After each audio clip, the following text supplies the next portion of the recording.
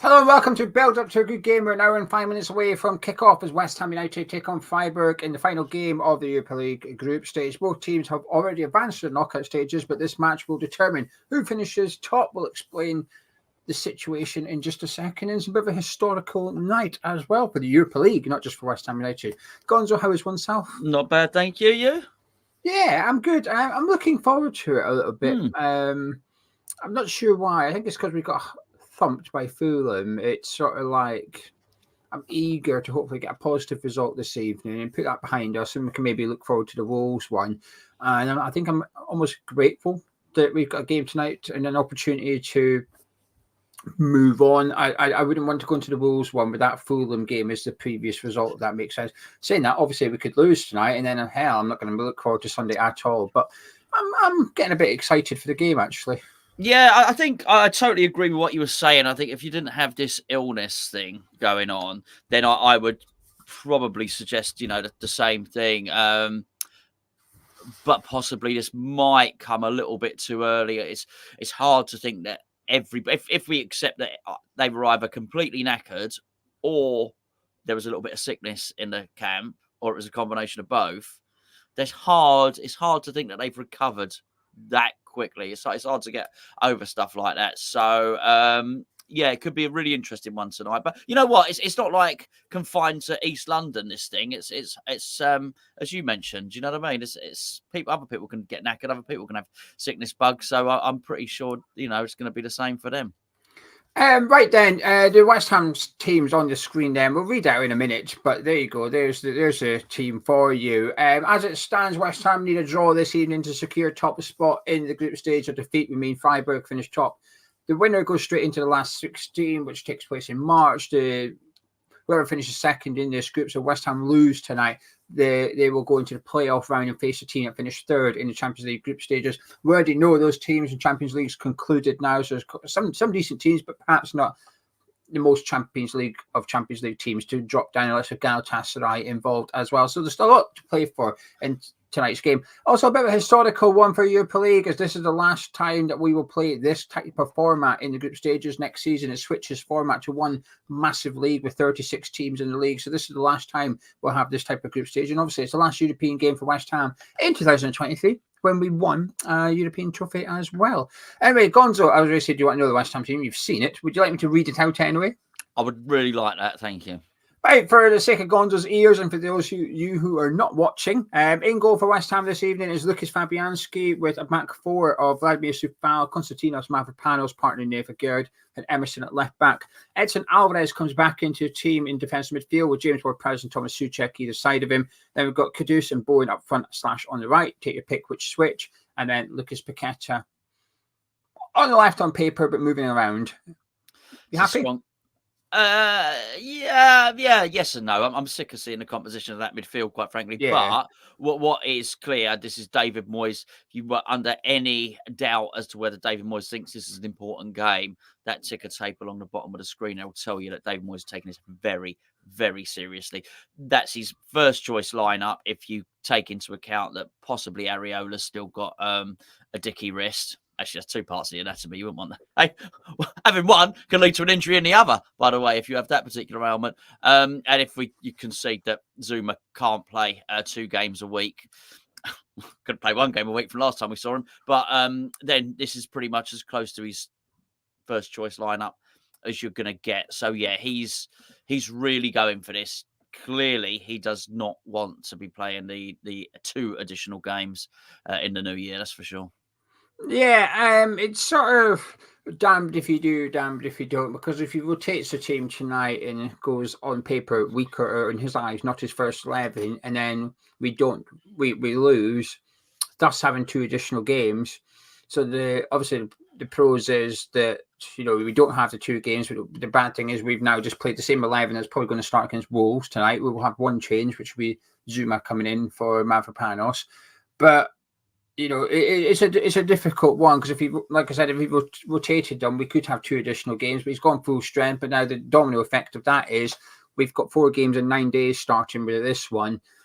He's probably going to have to rotate at some point. And I this has heightened my fear that he's going to rotate for the Carabao Cup against Liverpool, which is a game I would have liked to have seen us go full strength in, because I think we've probably got a greater opportunity to win that trophy than we do the Europa League at this point. So the problem is and this is where I hate those stupid leaks from the club. Now, I know the club leaks stuff to deny their own rumour that they created, but when you leak stuff, put the manager under pressure, this is what happens. If you're going to say unofficially, we're watching the next 2 games carefully, what's the manager meant to do other than go full guns blazing in the very next game? You basically just threatened him. You better take the next 2 games really seriously because we're watching you. Well, here's the result. You now got a manager who feels like he can't rotate the team. A difficult one. I don't know what I would have liked. I would have probably liked to seen 1 or 2 changes. And I agree with you. I'm getting a little bit fed up of the midfield. I'm going to call it 4. Yeah. In the sense that it's a midfield 3 in Paqueta being where Paqueta is. So hopefully, I mean, I'm sure his plan is to go 2-0 up and start subbing 1 or 2 players. I'm not sure you're going to get that opportunity tonight against Freiburg.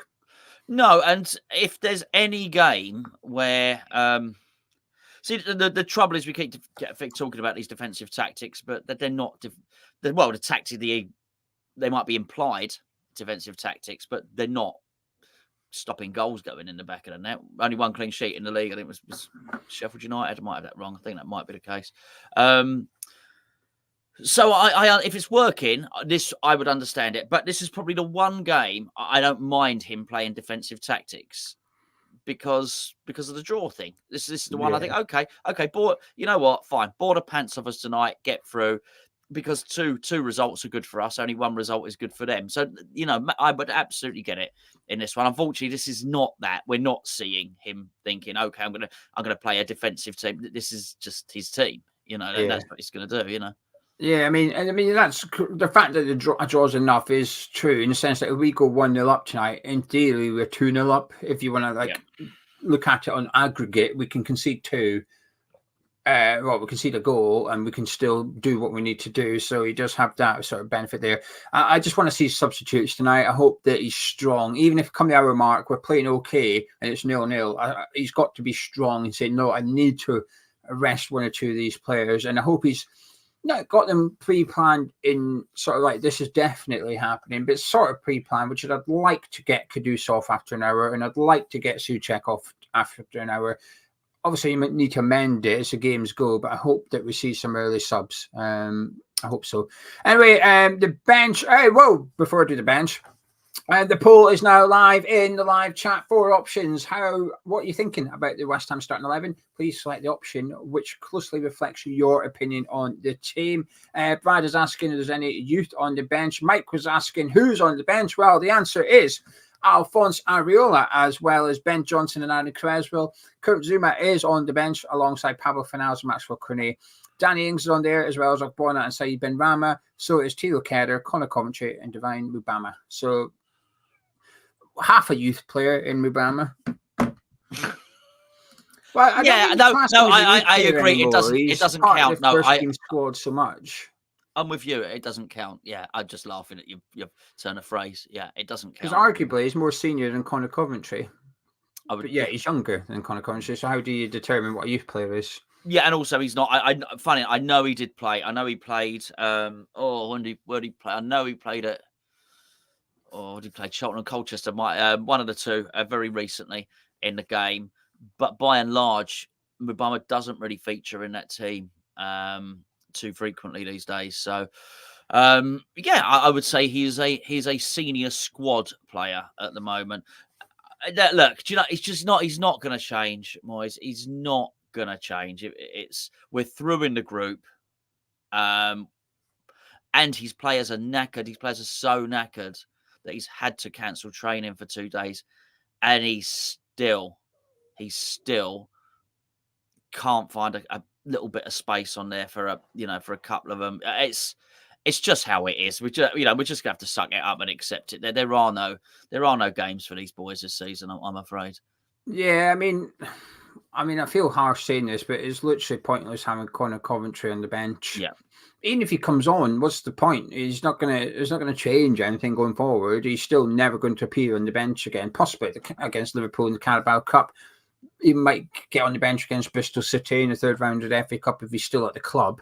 But it's pointless. You'd be better off having someone there like George Earthy or Lewis Orford who actually has a future at the club. Even if you've got no intention of bringing them on, just involved with the first team, they're around the changing room, they're warming up at the London Stadium, etc., just to give them that experience. So I feel the Connor Coventry one's a little bit. I get why he's picked everyone else. I would have preferred to have seen one or two younger players on there instead of, I don't know, Ogbonna, but I get why Moyes has done it. I think if Moyes was to drop Ogbonna and put Casey on there or Scarles on there, I think you're basically saying to Ogbonna, your West Ham career is over. Like from here on in, there's almost no point to you anymore. So I think, what are you clicking on? I didn't click on anything. That must be. I reckon it's Charlie. My answer's down here. What are you clicking on, Charlie? What are you doing? You'll get the lineup in a second, Bill. Let me rattle through the Freiburg team first of all. Then we'll get the two lineups up on the screen for you. And while I do that, I'm going to click on Andy's comment. I'm not going to read it. I'm just going to click on it and leave it on the screen. There you go. Right, the Freiburg team is Atubolo in goal. I think they're going to a back three, by the way. I had a look at their team to try and, now according to UEFA app, they're playing 4-4-2. They might be, but I think they might go to a back three. So I think they might go, this is the Geo, what I think they're going to do. I think they're going to have Gild out sort of left centre back, Ginter in the middle, and then Sedilia to the right of him. I think Makengo will be left wing back, and Doen, who's like sort of the Japanese Shaqiri, right wing back. And then I think in midfield they have Eggstein and Hoffler with Salia and Grifo playing just behind Gregorish. So I think they might go to a back three today. So there you go. There's Gio's big call of the evening. I think Freiburg are going to play three at the back. I could be wrong. I probably am wrong, but there you go. That's the Freiburg side for you. Excellent. Anyway, the bench for Freiburg is Müller as well as Jantonen. They're the two goalkeepers. Wheelhapt as well as Holler, Kubler, Adamu, Roll, Rudlin and Bau. They're all on the bench for the Bundesliga side this evening. They've only got 9 players on the bench instead of 12. So they've got 3 vacancies. It's not just David Moyes that doesn't bring along these players from those vacancies on the bench. No. I know, it's funny, isn't it? They've not got a memo. Not many goal. They should pack that out with goalkeepers. But there's no rotation, by the way. Freiburg haven't rotated their side either. See, they did score 5, but in European football, the last 4 Bundesliga games, they've only scored a goal apiece in each of them. So depends which competition you want to look at. But yes, they certainly scored 5 against Olympiacos and against Bakatopol, the game previous to that. Right then, we are going to do a little bet in a second. Before we do, please drop a like on the video if you're watching it. But click the thumbs up, helps out this video, helps out the channel. And subscribe if you're new to Hammers Chat as well. Next week, there's 1 or 2 things I'm waiting to arrive, and then we'll be doing a giveaway video when we have 10 items, and you at home tell us what one you want, and you go into the draw, and 9 of you will win the item you pick, and the extra guy will win the main prize. That is a fine mug, Geo. That is a fine mug behind you. I've got to say, I'm not taking a mickey either. Which one? The white one with the claret writing. Go on, get it down. Show everyone that mug. This one. That mug. This is one of my favourite ones. We haven't sold many of it. What? Champions. Come on. Yeah, this is one of my favourite ones. We haven't sold that many. The other one with the players, that one there, that's got the stadium in the background. That one there is far more popular. The one with the players in the background. Yeah. I haven't got one of those ones. That's because I was hoping they'd sell. Oh, right. Okay. So I couldn't give you one. You probably could send me about 50 of them then. You want to get hammerschatstore.com. Get yourself. I think it's a nice. You can have that one if you want. The reason they're there, right? What have you done in it? What have you done to it? Nothing. But I look at every single mug that comes in, and if it's not perfect, I won't sell it. So all these. So this one, I don't know if you'll be able to see it. Can you see next to the eyes a tiny wee smudge? Yes, a bit lighter. So I won't sell it because it's not perfect. Yeah. So they're my display ones. Or I send them to you and Charlie. So all these ones here have got a slight mark on them somewhere. All right. You haven't put anything ungodly in it, have you? No, I've not been putting my bollocks in a mug or anything silly like that. Teabagging. They call it teabagging. Right. Put the wrong tea bag in the mug. That's right. I'll take 2. Anyway, there you go. Yes, Peter, thank you. That's one of my favourite ones as well. We've got 3 or 4 of them left. Right, anyway, bet time. Gonzo, what are you fancying for the bet tonight? Oh, I don't even think we're going to win, Geo, truth be known. So it's hard for me to say lots of people are going to score. Caduce is going to score. Actually, no. He might get substituted. Probably get substituted. He'll. Don't know. I think he'll play 90 minutes even if he's only got one leg left. It's true.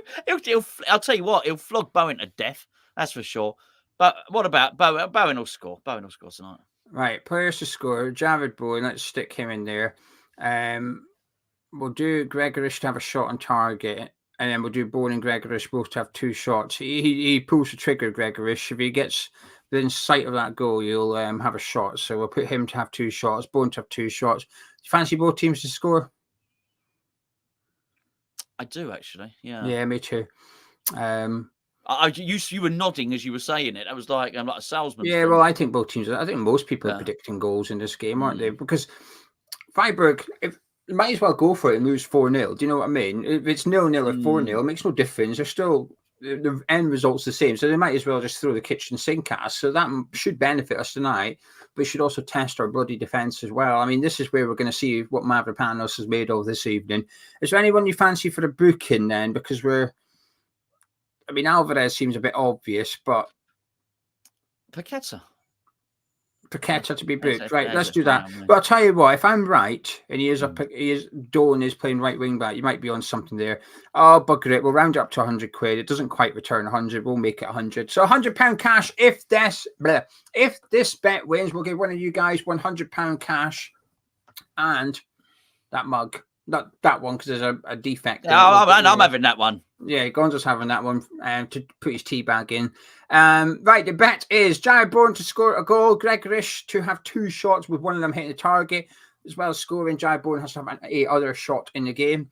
Both teams to score a goal, and Lucas Paqueta to be booked. If that bet wins, one of you will win £100 cash to enter in the live chat. Well, first of all, you've got to be subscribed, you've got to like the video, and then in the live chat, you have to put the following phrase. Eggestein and chips. Eggstein and chips, get into the live chat and you'll be entered. And when I see a correct spelling of Eggstein, I will click on it and you can all just copy that. You can, the Eggstein's got to be correct, but you can spell chips incorrectly. Yeah, I mean, you can spell everything incorrectly. We're not that bothered to be. There you go. Thank you, Garino. First person to put in, and it was spelled correctly as well. Yeah, he was good. All right, Gonzo, you've seen the teams. How you feeling? Underwhelmed. I am underwhelmed. It has to be said. I am just a bit sick of it. To be perfectly honest with you, mate. It's a game that we need a draw from it. I'm not hopeful. I'm not hopeful that we're going to see anything entertaining. I do think we'll get through. By the way, I do. But it's bad. Wait. What do you mean through? Do you mean win the group? Yeah. Okay.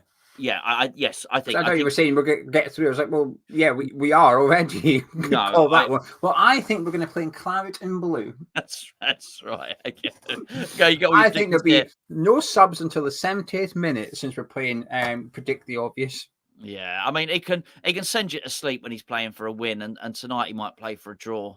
So I'd get the Eggestein and chips and a cup of coffee, quite strong coffee, quite frankly. So no, I suspect it'll be bloody awful. But I am hopeful, but I don't think we're about to see the best spectacle in the world. That's for sure. I hope to be proven wrong, of course.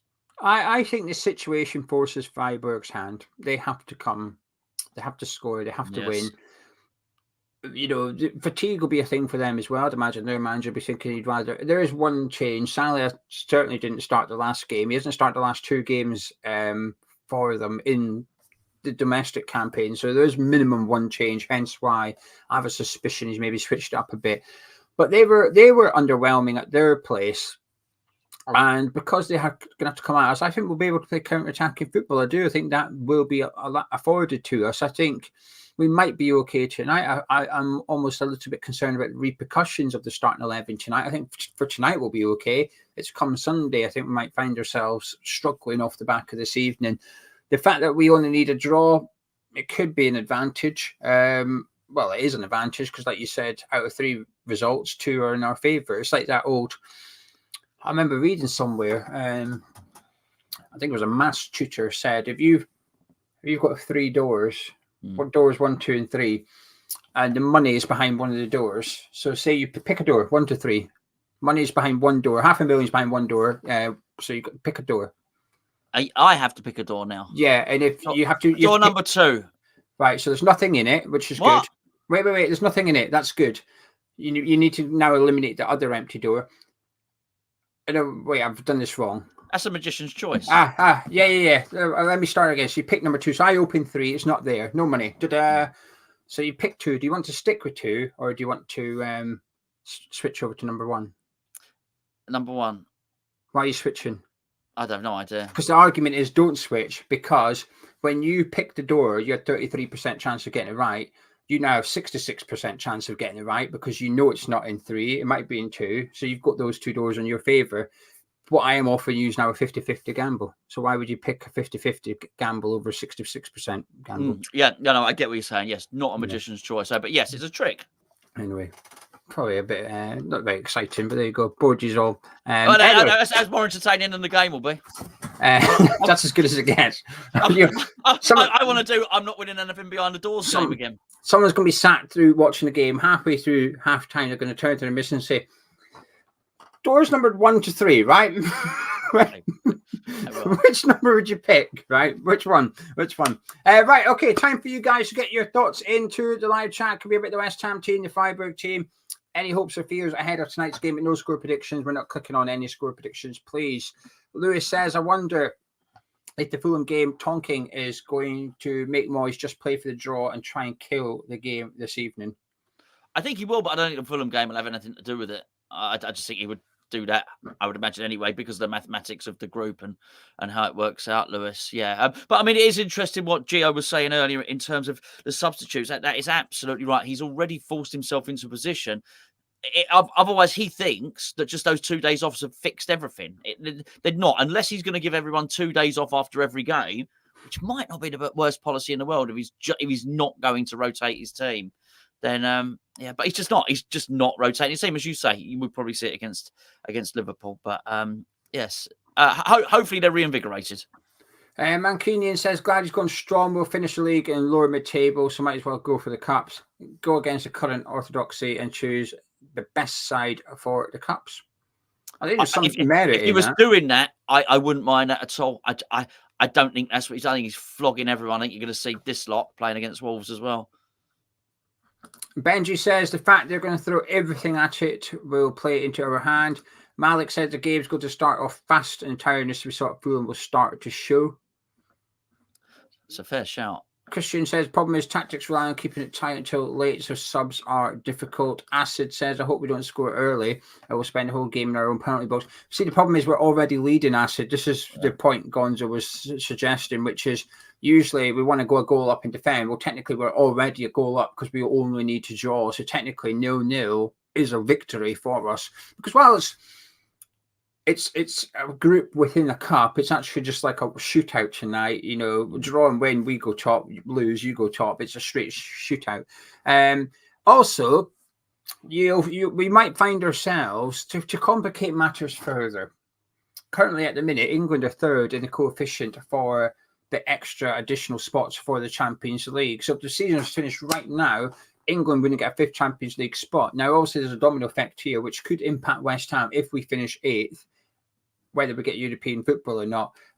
So you might find Spurs will be rooting for West Ham in this tournament because the likes of Spurs and Aston Villa will need ourselves, Brighton, Liverpool, Manchester City go and do well in European football to get the coefficient up in order to get England that additional spot. And one of the countries above us at the minute is Germany. So we actually need to beat Freiburg for the coefficients for... It's preposterous. They're saying it wrong. They're saying a bit dodgy. I'll tell you what, UEFA are doing your 3 doors thing. That's ridiculous. Honestly. There is a potential scenario where Aston Villa could be in a Conference League final playing to qualify for the Champions League via 5th in the league. There could be a scenario that if they win the Conference League, that would get the coefficient points for England, which sees 5th get Champions League. And if they finish 5th, that would put them into the Champions League rather than the Europa League. So the coefficient thing could be a little bit tasty come the end of the season. Because Man U Newcastle finished bottom of the group, it's dragged England down. Ah, okay. Right. Because they've done crap. It's ruined the English coefficient. Right, blame them. Yeah, absolutely. We've done our bit. We won the trophy last season. Doesn't count. It's this season. The coefficient is this season. Yeah. We've done our bit. We qualified from the group. Not like them. M-lot. Finished bottom of the group. Call themselves a proper club. England need us to I like it when you say that. It sounds good, a Scotsman saying that word. Say it again. Do you know what I thought? You know what? You know, like you say you don't want England to win football. Mm-hmm. I was thinking this the other day. I thought if England got to the final, because obviously you watch a lot of Premier League and you like a lot of these players that you watch. You admire a lot of the English clubs. So there's a lot of players in the England squad who you admire. Right. I think if England got to a final, I know you pull your face, you'll do your frown now, you do all that stuff, but secretly when you sat in your pajamas, and I think if England were to win, to get to a final, and it was the last minute and England scored a winner, I think you'd jump up. I think you'd celebrate. I really would it, because who they're playing? Pick a country. Well, not Scotland, obviously. Anyone. Pick a country then. Italy. Oh well, then I like a bonus. I'm rooting for Italy. Well, he ain't playing, is he? Having an half. Yeah, but your rule of thumb is I watched. No. You like Harry Kane, right? I do not like Harry Kane. You think he's a good player? I think he's a good player. There's plenty. What's this got to do with anything? I'm just saying. I was thinking it the other day. I think it makes no sense. There's no logic. Emerson will be playing for Italy as well. I like Emerson. Wait, does he qualify still? Has he not switched again? Depends if he's sick or not, maybe. Anyway, enough of that. That's worse than the door thing. Preview says it's important to score first today. Afraid that we go behind, we don't have the legs to get back into it. That's a fair. It is. I think that's a fair comment to make. Alex asking if you're on the wind up. Half, only half. Oh no, only half. Aqua says no Scottish ones. Not support. I'm not saying he's going to buy the shirt and the scarf, but it gets to it in the final. That moment, that winner, the drama, the late winner, Harry Kane, and I think he'll be there. Come on, get in, England's my new home country. Says he's surprised we're not wearing our Katy Perry masks. Well, I am. Who says he's not? No, we don't sell them. Rather presumptuous, Peter. We're trying to sell our Christmas jumpers because I've ordered too many of them, and it's not the money thing necessarily. It's the room they consume. If I could be asked showing you, I'd open that door. There's a white box in the lobby. There's a white box in my living room right now with Christmas jumpers in them. I want rid of them. The Hammers Chat thongs take up no space at all. So no, they're small. They can just go in a little drawer, like a string. My underwear drawer. Yeah. Anyway, hammerschatstore.com. Anyone that orders a Christmas jumper tonight, tomorrow, or Monday, I guarantee you'll have it for Christmas Day. 100% guarantee it. You order it tonight, it'll be gone tomorrow.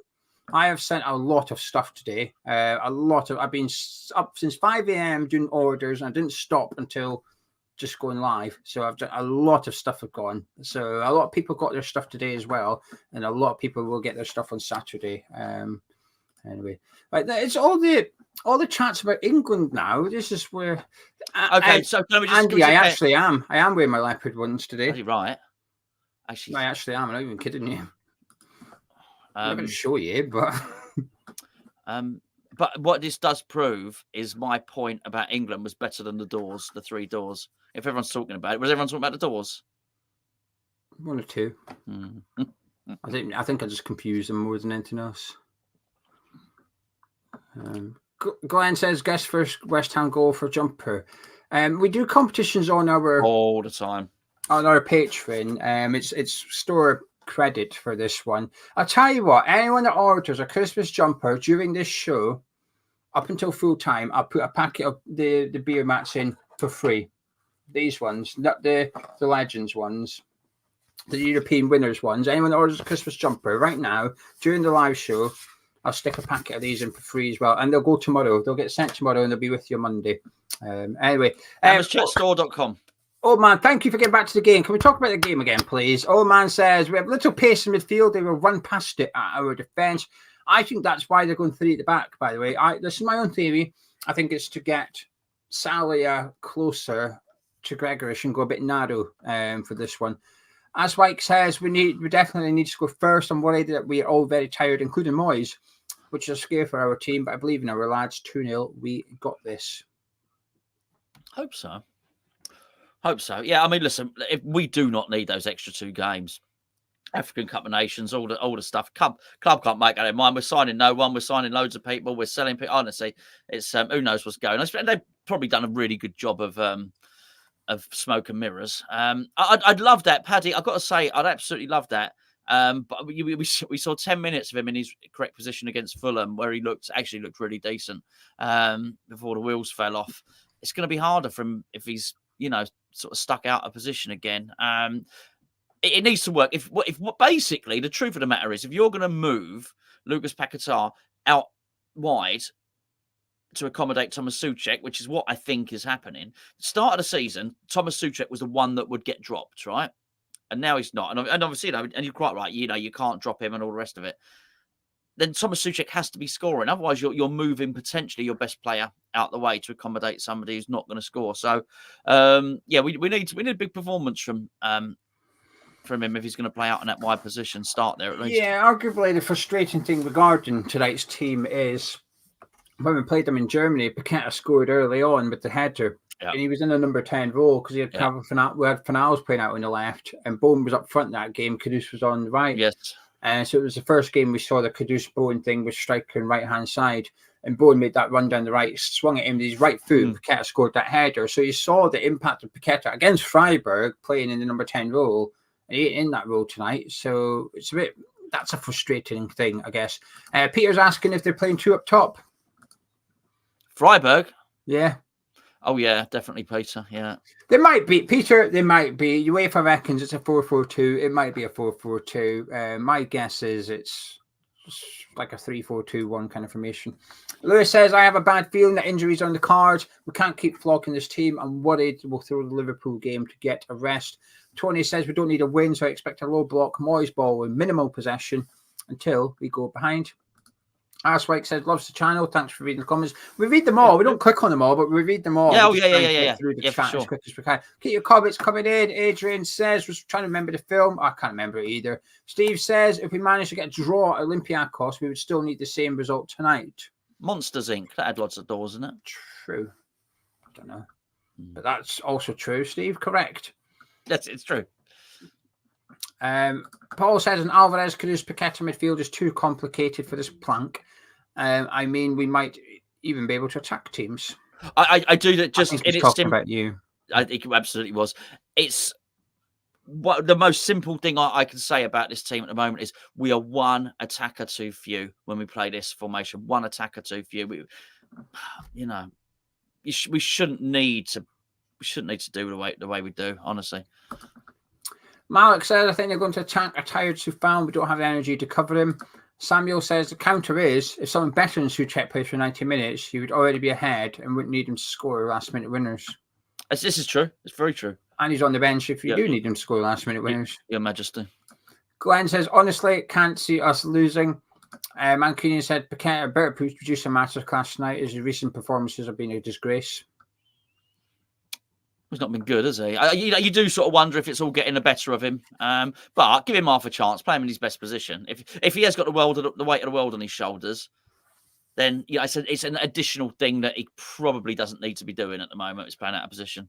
Mark says, saying, don't you think Paqueta was lazy against Fulham? Seemed to be strolling around the pitch. This is where we do a Patreon thing. I'm not trying to plug Patreon, but we do generally cover every player detail on Patreon after every game. It's like an hour-long show. And we've gone into footed a bit recently on Lucas Paqueta, and in the last 4 or 5 games, actually, not just the Fulham one. Slender says, evening, gents. The way Freiburg have played in this group stage, I can really see us struggling here. Yeah, back-to-back 5-0s. It's pretty impressive, isn't it, really? Tony said, I can see Kerr going in January. How can he not get a game in our hopeless defence? Well, this is it. But for Kerry, you can say anyone. How can he not? He's looking at it thinking there's no set of circumstances I get to play. Cornet was the other one. Moyes came out the other day and said, if you impress when you play for me, that's how you get in the team. Cornet comes in, gets an assist, still can't get in the team. And it's you must be very, very. I think he's got a core group of players who are motivated to play for him, but there's got a lot of that squad. There's a lot of that squad who can't be motivated at the moment for David Moyes. Chase says, good, strong team, time to bounce back. Harry's asking why so many say Paqueta's name wrong. It's not after the place island in Brazil. He says it and it's his name. No, let me tell you this. Can I tell you this? Right, when we first signed him, so my mate Tony, you see at games, Tony's wife is Brazilian. She said, and the island is called Paquetá, right? I started saying Paquetá. Then when he did his video, when they do that thing, that welcome to West Ham, he said, my name is Lucas Paqueta. So it's and then since then we've been corrected to say it's Paquetá. It's completely confusing. I reckon anyone is valid at this point.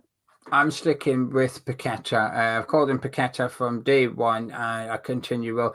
Hey, we've sold a Christmas jumper. I'm not going to say the name. GDPR, not falling for that. But if you want a shout out, let me know because I know who's bought it. So if you're in the live, clearly in the live chat, or it's convenient timing. Say it, I'll give you a shout out. I don't mind, but thank you very much to that person. Just Smart says, can't believe Cornet doesn't get more chances. I think he'd give him a few 90s. He'd be fit right in the first 11, like Bailey displacing Diaby at Aston Villa. Wayne says, reckon Moyes might throw this game. If he's off in the summer, the extra couple of games will get him a nice chunk of air miles. I mean, arguably, if he's on a win bonus, the 2 extra games will help him. Yeah, I mean, he's all right for money, and let's be honest, he's not struggling. Brad said, I think this could be really boring, but a poor performance normally makes for a funny player rating show. It possibly does. Possibly, you get some funny old marks, don't you? Let's be fair. Dan said it would be a good time to let Cornet loose, but the plank, I think he's talking about Gonzo again. Doesn't like him.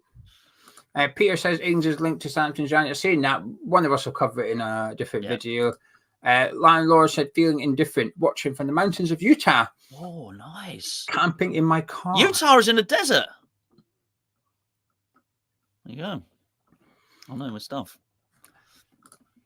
Stuart said Moyes did say he wanted the team to play a more attacking game. Excellent. She says the words. You can say the words. 2 comments here about Kerr. Ionic says Kerr's a couple of levels below where we want to be. While Lewis says, I feel sorry for Kerr than anyone else. He's actually impressed me at centre back. I don't get how he's been frozen out. He's supposedly one of the more influential figures in dressing room. And Shane, it was you that ordered the jumper. Thank you very much, Shane. It will be posted tomorrow. You'll get it Monday. You should get it tomorrow, but it'll be posted tomorrow. Parcel up tonight. The sorting office will get it first thing in the morning. Yes, we ship anywhere in the world. It's pricey to send it over to America. It's 25 quid, but we'll send it. We'll send it worldwide. It means I've got to go all the way up to the post office, but I don't mind. I do, but I'll do it. Anyway, right then, Gonzo, are you ready for our third? Oh, hang on a minute. Someone's ordered something. Wasn't a Christmas jumper. What was it? What did they order? Socks. Good choice.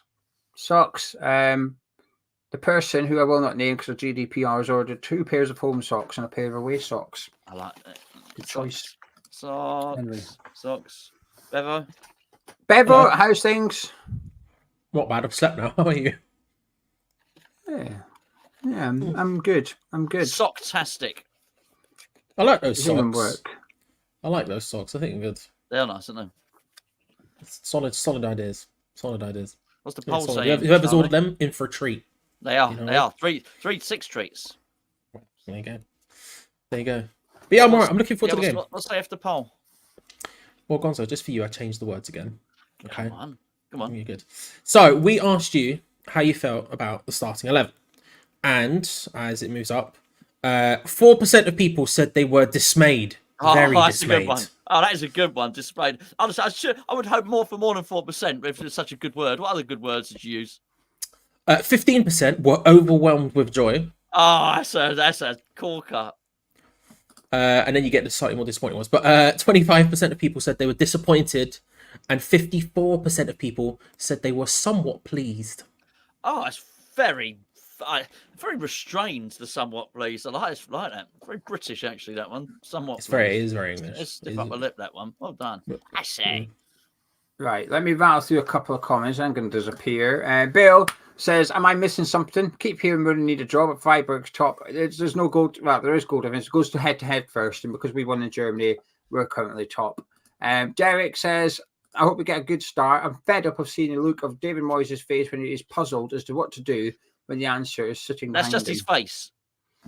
Yeah, he's fed up of seeing David Moyes' face. Right. Okay. Yeah. He needs more moisturizer. He certainly does, don't we? I still like that one. It is good. That person that said it. Right, we'll get your score predictions in a minute because Charlie can deal with that once we've gone. Gonzo, what are you saying? 1-1. Still going with a 1-1, actually. I think so. Yeah. Yeah, I'm going to stick with it. That's what I said in the preview. I said it in the preview and I'll stick it with it. I never change my mind. Would you be content? With what? 1-1. Well, yeah. Look, I guess yes. Look, in terms of result, I know it depends on performance. No, it doesn't. It doesn't. He's not out to entertain. The job tonight is not to entertain anyone. It's to get through and top the group. So yes, I would be, even if I was bored. As long as he gets through and tops the group, I will definitely be content. If he can do so as well, you left your spoon in your mug, Charlie. If he can do so as well, whilst actually subbing some players. He's doing it on purpose. He's got the spoon in his mug on purpose. Yeah, because I made it quickly and ran in here and I had time to stir it while I was walking. Tickle your nose when you drink it, the spoon. Where else am I going to put it, bro? There's no space in this. You know what I mean? I don't know where the spoon. I don't know. We haven't got a spoon section. Like a pen. Yeah, we get. It's big headphones. All I could do probably stay in there actually if I did that. To be fair. Did you see this, by the way? West Ham got an aftershave. Honestly, that's a good joke. There is he right? Is it an aftershave? No, it's a good joke. It's Moyes stinking out the gaff. I like the joke. I know that. I know he added that a bit, but I forgot about the aftershave. I had put in the memory bank to bring it up, but I forgot to bring it up. So thank you to that person. Let me go get it. Here we go. Let me try and do this thing. Charlie's better at it than I am, but Charlie, I'm getting. They actually are. You're trying to find it on the internet. They have made an aftershave. It's not a joke. Wait, Charlie, how do I do it? There we go. That's how we do it. There you go. Yeah. West Ham got an aftershave out. Who are not sponsoring this channel, so we're not encouraging you to go and buy it. We should have a Hammers Chat aftershave. 20 quid for aftershave. Is there a description? Let's see what it says. How do you describe how it smells? It doesn't say. It says 100 mils of West Ham United aftershave. The bottle features full coloured crest design presented in a claret box with gold bar design. It doesn't even tell you what it smells. Well, maybe just maybe you could decant your favourite aftershave into the bottle. To be fair, the bottle's got a crest on it. It could stink. It could absolutely. You need to smell it. We all need to. I don't know how many people, 1,000 people watching. I'm not sure how everybody can get to smell it, but that's what it's all about. What does it smell like? Don't know. It's very weird. The club don't even tell you what it smells like.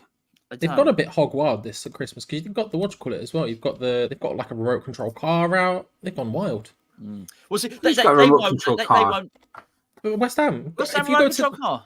If you go to the gift section, there's like a remote control car with the crest on it and loads of other stuff. They've gone mad. Well, I've got two new lines, not that kind of lines. I've got 2 new lines coming out in the new year. If we sell enough jumpers and raise enough money to purchase them, you know one of them, Charlie, and Gonzo knows the other one. And just so the club better just calm things down a little bit here. I don't want them doing what I'm planning on doing because they're both different. Yeah, but let's see that aftershave. That won't be. I don't know. You make an aftershave, but whatever. They get all the chemists together, and whoever makes an aftershave to test all the things. That will just get all the chemists together. That'll be a generic bottle of aftershave. That'll smell the same as the Man U aftershave, and probably not as. Probably slightly better than the Tottenham aftershave, but you get what I'm saying. It will be the same smell, just the crest that changes. Stinks of success, do you reckon? The sweet smell of success. They have 15 different watches. Do they? 15 different West Ham watches on the website. Are they still Royal London watches? They were actually good. They were good. Well, they were, especially when the name was on our thumbnails. But I don't think so. It didn't say Royal London watch anywhere. Not that I can see anyway. They were our first ever sponsors, like proper ones. Were they first? I was trying to think about this the other day. Yeah, they were. And then it was the casino. Aspers. Because we had Royal London watches when we were at Upton Park, and then we had Aspers because that watches people. I emailed them because they just announced a partnership with West Ham. I emailed the guy basically asking if I could send him a proposal to sponsor Hammers Chat, and he replied going, "No, it's not for us." So I replied telling him he was a cunt for not even hearing me out, and then he took out the sponsorship. That's right. I basically replied and telling me he was an arrogant wanker. For not even just hearing me out. But the way he replied to me was proper piss off. So I got offended. Gave him some back. Yeah, so then he ended up taking the sponsorship. Yeah. Me and Gonzo got a free watch and gave one away on a video. That's exactly what happened. Yeah. So that watch stayed with me. You broke yours, or it broke, whatever. It was a good watch, and I kept it. And I kept it. And mine was like one of those ones. So basically, it's that thing like where your son says, "Oh, can I borrow your watch?" And you say no, and he borrows it anyway. And of course, he broke it. Yeah, spins and roundabouts. Don't know what I've done with it. I did have it. I thought it was here. It's not. What have I got here? I've got. I tell you what, though, I do actually have this. Oh. I've got the Manscaped cologne, which someone can have if they want it. There you go. Someone can have that. It's just sat on my thing next to other random stuff. I got half a bottle of Niagara deodorant. For the old Niagaras. I've used half of it, obviously. What's this? Oh, that's my old watch box. Anyway, right. I'm gonna disappear. I'm wait to watch the game of football. Me too. We've had another order of another jumper. So if that person wishes to say in the live chat they've got it, I will click on you very quickly. But you got to be quick, person, because I'm going to disappear in a second. Anyway, I'm going to say 1-1 as well, which will I be happy? Obviously, I'll be happy that we're through. We've won the group. Happy days. But I think I want to. I know tonight's all about the result, Gonzo, but I want to see something. I want not necessarily entertainment. I want to see a solid result. I want to see a good performance from us, and that doesn't necessarily mean lots of skill, whatever. It could be counter-attacking defensive football, a solid defensive display like we've seen against Chelsea in the latter stages. I want positivity to take from this rather than coming away thinking we fluked it or we got a little bit lucky, which is applicable to our recent victories. I don't want that feeling. I want to feel like we're through and we've got the result tonight on merit and we've actually deserved the result. Now, it feels a bit weird saying we deserved a draw, but I don't want to almost feel guilty for winning a game of football like I did against Burnley. So I want to see something a little bit more tonight, and something that gives me hope that we can beat Wolves and we can go to Anfield and beat them, and then we can beat Man United just before Christmas. Because 4 games in 9 days, it's a lot, and it starts now. But not just in terms of results, but also substitutions. Like we draw 1-1, but how has he made subs? And we've played the same 11 all 90 minutes. There's a lot of context to this game. Which is what I'm just as interested in as a result. Ultimately, as you said, if we get the draw, we're through, top of the group, happy days, success. But I do want to see a bit more tonight, Gonzo, to be honest with you. Yeah. I won't feel guilty. Yeah, anyway. Oh, that's good. Good. Ketsa Raban. Brilliant, isn't it? Yeah. The club had that, and they didn't come up with it. Yeah, they just came up with 14 more watches, just in case, you want to have them all up your arm like some sort of lunatic. But anyway, right. I'm going to disappear. Gonzo, I shall see. I'll catch up with you tomorrow in the player ratings, Gonzo. Thank you very much. Charlie, I'll catch up with you at half-time. See you at half-time. Thank you, Geo. Thank you, Gonzo. Thank you all for joining. Hope you're well. Hope you're good. It's West Ham United versus SC Freiburg in Europa League. Last game of the group stage. Big game. Only if avoiding a loss means we top the group. Which would be a huge achievement. To do it for 3 years in a row is kind of mad. and all we need to do is not to lose.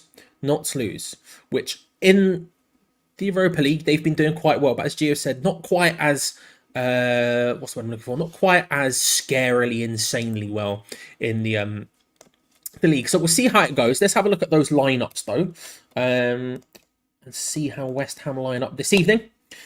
Fabianski continues in goal despite Areola being back, or at least fit enough to be in the squad. You've got a back four, obviously Fout, Mavropanos again, and Emerson. Alvarez makes his return alongside Ward, Prowse and Thomas Souček in midfield, with Paquetá on one side, Kudus on the other, and Jared Bowen probably up front. The bench: Areola, Ogbonna, Zuma, Kera, Fornals, Ings, Cresswell, Benrahma, Cornet, Mubama, Coventry, and Johnson. Once more in positional order: Areola, Zuma, Ogbonna, and Kera, Johnson and Cresswell, Coventry, Fornals, Cornet, Benrahma, Ings, and Mubama. CD, sir, good to see you. Hope you're doing well. Judas, my trustworthy friend, good to see you. Schizo, Artel, thank you for asking. I am. Stephen Patton is all over the shop, but I appreciate you. And good questions as well. I don't know if we did we. Can't remember if we did your question on Hamalytics earlier, but solid questions. There were a lot of great questions today, to be fair. There was just too many to go through. Good to see you, Leon. Hope you're well, bro. Hope you're good. Trinity, hello. Wally World, hello. Let's do a scale of 1 to 10, shall we? We've got about 14 minutes to kick off. So scale of 1 to 10, 1 being the least confident possible, 10 being the most confident possible. How confident are you of a West Ham result this evening? Let's and whatever you believe a result to be, how confident are you of it happening tonight, this evening? Right. Frank's saying on Portuguese, Paquetá is pronounced Paqueta. The accent on its last letter makes it ta instead of ta. Frank, am I saying it right? If I say this is a good time to ask. Frank, if I say Paqueta or Paquetá is what I say, Paquetá, is that correct? Frank, I'm going on whatever you say right now. Whatever you end up saying, I'm going to stick with for the rest of my life until I forget in about 5 minutes time. Yeah, he's sort of about. He doesn't have the shirt on this evening. But he's sort of in that's just not worked, has it? He's just not, he's in the darkness. He's there, he's ominously sort of hanging around just in case of I don't know. Something. I never have. I don't think I've ever even done a Christmas play, to be fair. I did a play in year 6, but it wasn't a Christmas one, so who knows? Would I play? I would if they asked. Draconian, good to see you, sir. Hope you're well. Hope you're good. Matt, good to see you. Lee, good to see you. Fred, good to see you. Let's have a look at some of these score predictions. Let's have a look at some of these confidence levels. I'm interested to see where these end up playing out. Leon's at a 7. Steven's at a 3. Keith's at a 2. Bill's at a 6, 8, 5, 7-ish, 6, 7, 6. As is coming in with a come on you Irons, let's go lads, and 6. 3, 7, 7, 8.4, 7, 2, 1, 7, 9, says Matt. 6, 7, 6.5, 5, 5. Glenn is going with a 3-1 win. We will be getting to score predictions in a few moments' time, those final ones. Glenn is confident though. 7, 4, 8, 5, 4, 2, 8, 6, 3.5, 7.5. On breakfast. Yes, I was awake. And obviously Gonzo couldn't do it. So Gio was like, yo, are you around for 20 minutes? And I'm like, yeah, I'm awake. So, got to sleep after that. It was a beautiful thing. 5 confidence levels. Thank you very much to Shadow Stoic, by the way. Thank you very much. Very kind of you with the £5. Hugely appreciated. Helps out the channel massively, not just myself, Geo Gonzo as well. Can you say happy birthday to my brother Steve, aka Mr. Bean? Mr. Bean, Steve specifically, happy birthday, man. Hope you're doing well. Hope you're good. Sagittarius. See that? Happy birthday. Hope you have a good one, and I hope West Ham's result is big specifically for you. And if it's bad, I hope you have a good birthday regardless, and just ignore it. It's not worth worrying about, you know what I mean? So 7 was for a result, for a draw, 5 for the win. Says CV. Only a 6, says Steve. Hope Rose is treating you well, sir. It's interesting. big, solid movements betting on Freiburg, so you can't be disappointed either way. 7 is probably around the 6.57, seems to be the average. Certainly sort of mixed-ish. I would say it's probably more confident than not, which makes sense. 57. Is that... What was that video? I can't remember. It was a video years ago. I'm referencing pre-YouTube internet at this point. I probably shouldn't do that. It's 55. That's what I'm thinking of. Not 57. It's 57.5. Whatever that was. I can't even remember. 6 as active tone creations. Yeah, it makes sense. The second way you said it is the proper way. Just fast. Say Paquetá, don't stall it. Okay. AZ is saying that is correct. I'm not Portuguese, but live in Portugal, married to the Portuguese. Wow. Beautiful. You'll have to see it. You'll have to see it. We'll take Paquetá without really thinking about it too much. Just hope for the best. Hope for the best. It's clearly Paquetá who says Paquetá. It's a great question, Trent. It's an excellent question. It's an excellent question. Solidly worded. M. Collingwood, good to see you, says Charlie plays all 3 wise men, such as the size of his intellect and head. Huge head. Big head, you know. When I was a kid, this is a side note. When I was a kid, I used to have a nightmare, a reoccurring nightmare, that I was being chased by a man with 2 heads. Freiburg line up as such. Right, so they line up with Atubolu in goal. We're going to just give this a shot. We're just going to swing through it and see what happens. They have, I'll read it in positional order of a 4-4-2, because this is in numerical order because they hate me. Atubolo's in goal with Seidela, Ginter, Gild, and Makengo in defence. Doen, Egerstein, Hoffler, Griffer in midfield with Salai and Gregorich up front.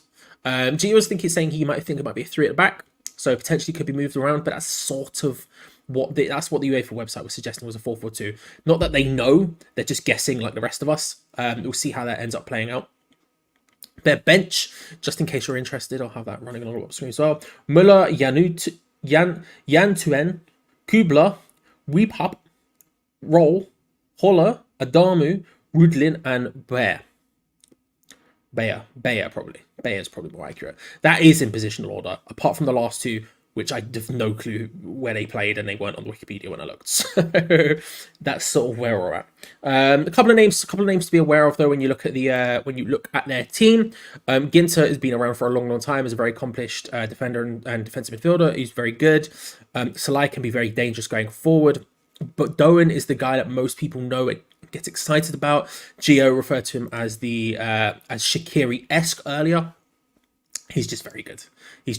Someone who comes up a lot when you talk about Freiburg. It mostly comes up as him, and someone who's been linked to teams above Freiburg as well.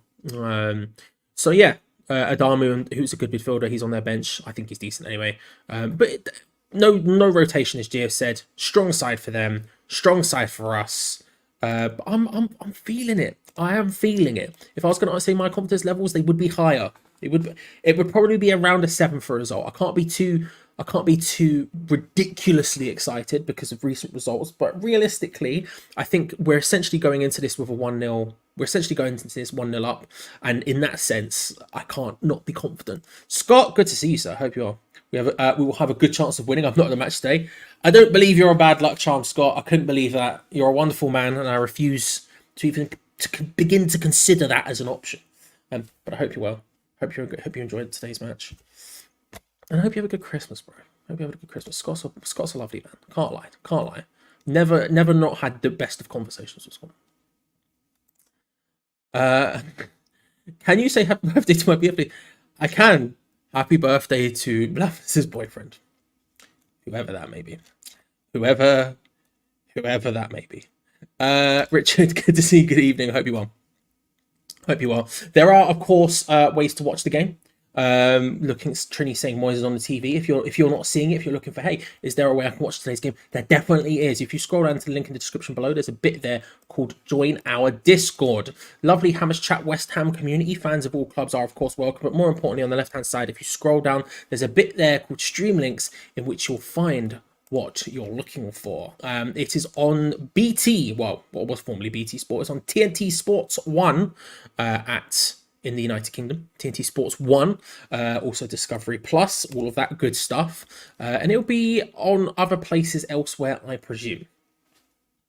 No clue what website, what channel holds it elsewhere. I'm not in North Idaho today, so we'll see. But the teams are in the tunnel right now, starting to make their way out. I of course have a timer in the top corner which says exactly how far behind you I will be, because apparently, despite watching it completely legally and completely correctly, but just through the power of the internet on their app, on their website, it still delays me massively, which seems insane. But somehow I don't know. Technology apparently isn't at a point where it can be simultaneous. I don't know.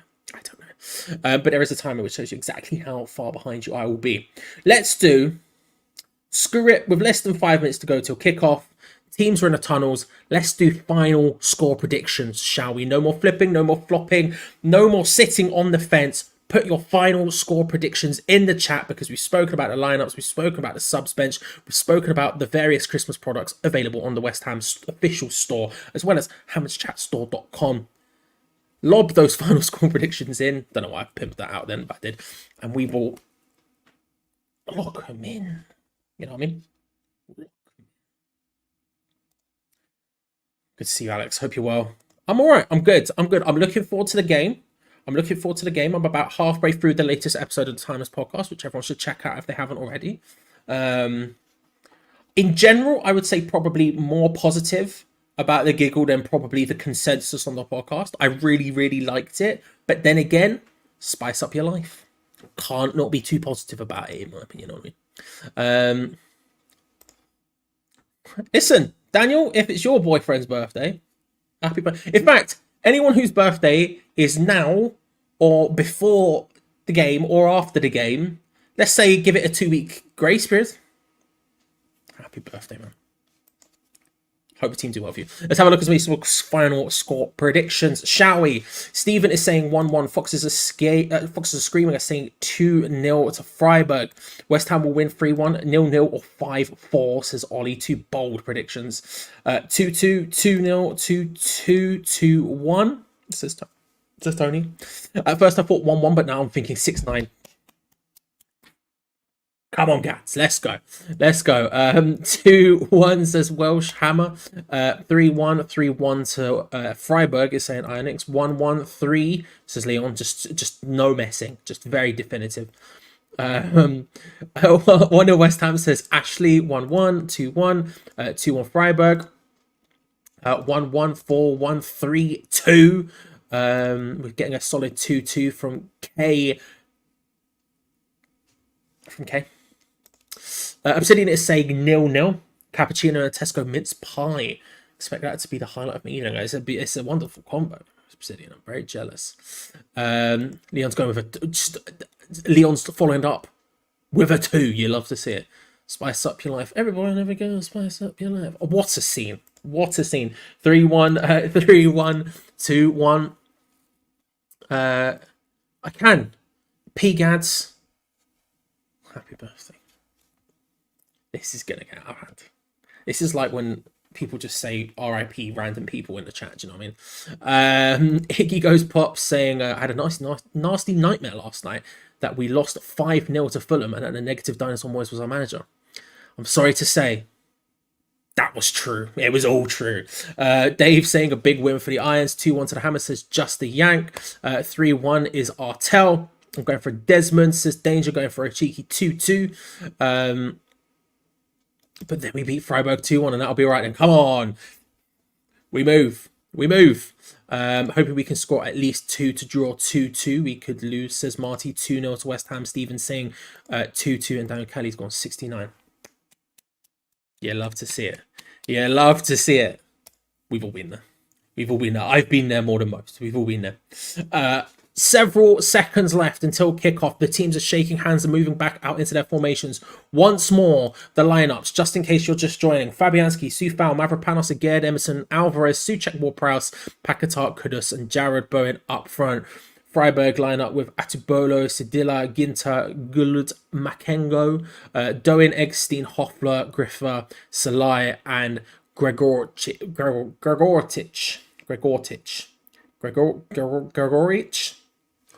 is one of those, maybe. Lav is going with 2-0. Fabianski, captain tonight, shaking hands with Griffo, his opposition captain.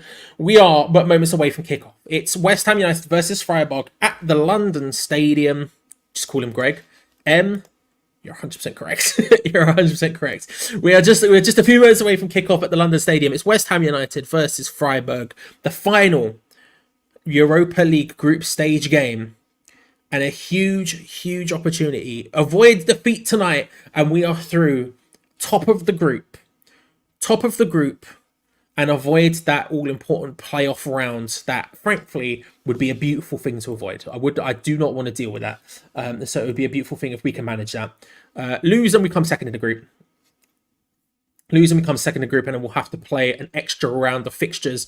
Freiburg are going to be the ones to kick off. They're in all white. We are, of course, in the claret and blue, even.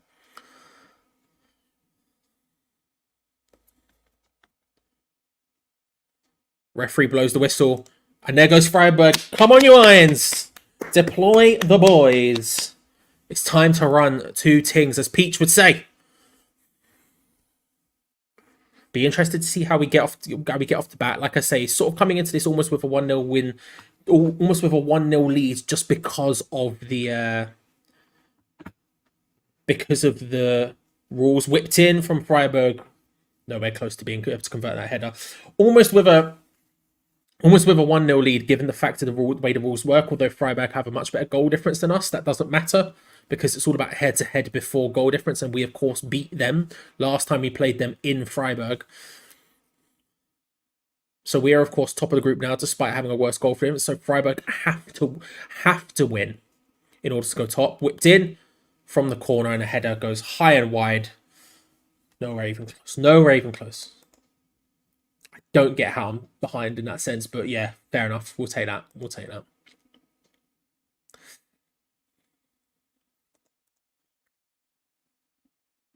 Hope you are, Ray. How are you, bro? That's what I'm talking about, OG. That's what I'm talking about. I saw was it Sean Whetstone earlier talking about how many tickets have been sold? I would say I'm shocked. I'm not, but I'm maybe disappointed is the way of wording it. I would have wanted there to have been more tickets sold. I would have loved to have gone. I wanted to go today. It just didn't end up working out. So it's a bit, disappointing. I'm going to drink an innocent Energize. No one can say I'm not healthy, No one can say I'm not healthy. Paquetá early doors with a little foul there on Salai.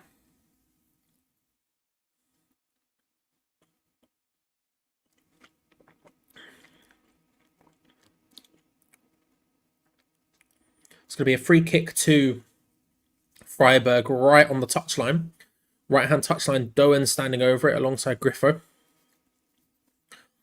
It's going to be a crossing sort of position. It's way too far away to sort of get a shot in. It's going to be a deep corner, essentially. Freiburg fans sounded loud. Here it comes. Whipped in from Griffo. Headed away by Aged. Back in from Doan. The head tennis begins, and it's hooked away very well. I'll tell you what, by Kudus. And Jarrod Bowen collects the ball. He's steaming through now. The Freiburg players are getting back way faster than our players are getting forward. James Ward-Prowse is alongside Jarrod Bowen, but he can't, just never pulls the trick on passing it to him. West Ham maintain possession of the ball. The counter has broken down, but we've maintained possession of the ball anyway. It's a really nice clearance there from Kudus. It's almost, I'm not sure if he meant it so laser focus accurate to Bowen, but he does well. Bowen is the one who's playing more central out of the two. That's one of the questions answered. It is very much a 4-3-3. You've got Souček on the right-hand side of Bowen with James Ward-Prowse on the left. And Jarrod Bowen is the one who's playing through the centre with Kudus on the right. Big hoofball forward. I don't know what I was really aiming for. Straight into the hands of the goalkeeper. Hello, chap. Hope you're well. Hope you go, bro. Hope things are all well with you. little bit of pressing there, forces their goalkeeper into a bit of an awkward pass. Paquetá does well there to keep possession of the ball. The pass was awkward at the other side of it, but thankfully, again, is on point and focused defensively, and we easily cut out a stray pass from Freiburg. Nice little sense of passing there. Again, we've got our passing boys on today. Alvarez deeper in that position helps build up a lot. Paquetá playing on the left helps build up a lot. And then more importantly, you've got Aged and Mavropanos, who are both obviously a lot more capable. Oh, go on. Kudus does really well, takes a pass to his man, whips in the ball, comes up to the far post. Paquetá hits it. Oh my God, he's hit the bar. Jesus Christ, and it comes shattering back out. Kudus did really well to create something there, took on his man and seemed to very, very easily beat him. Whips the ball across with his weak foot and it ends at Paquetá at the back post, who just hits an absolute thunder of a shot which comes crashing back off the bar and back out. West Ham still have possession of the ball, being forced all the way back to defence, but Jesus, close.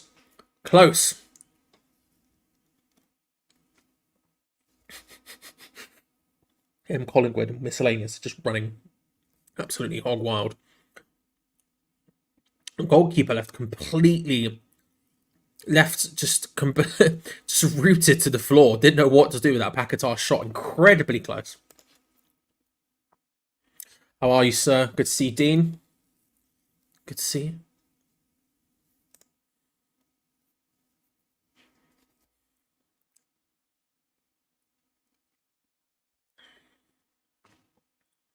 Kudus doing really well now. That's why personally I prefer him on the right to up front. He's so effective out on the right. I spoke about this with Jack on Hamalytics earlier today on the Patreon. But just the idea of Kudus versus Bowen in the sort of central positions and on the right. And I really do like, I think both of them are brilliant on the right-hand side, but I really do like what Kudus brings, that determination that he just grabs the ball and just runs with it. Not to say that Bowen doesn't have that at all, because he really does, but I just love what Kudus brings. He went past his man almost seemingly too easily there. Emerson does well to win that ball back. He loses out on it being absolutely hounded by several men. Paquetá wins it back and then Emerson goes down. Referee says no foul. Paquetá went diving into that one. It's going to be a throw-in or a free kick, I'm not sure. Players looking up for it. Good tackle from Bowen, to be fair. Does he clatter Emerson? He does, but he gets the ball. Fair play to him. Fair play to him. He's just so good.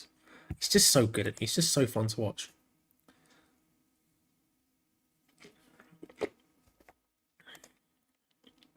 Good to see you, Kelly. Good question. I forgot to actually say my score prediction.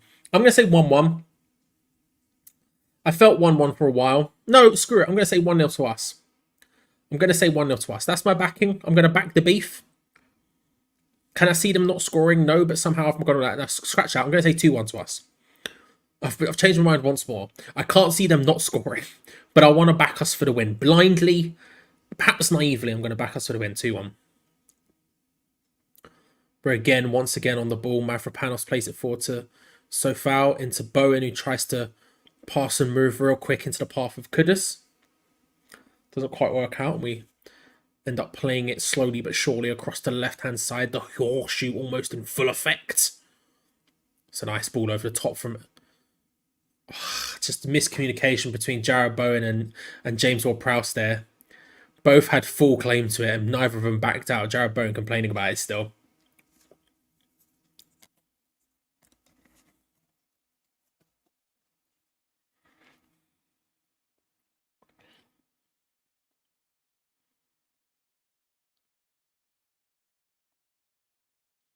Looking decent so far, though.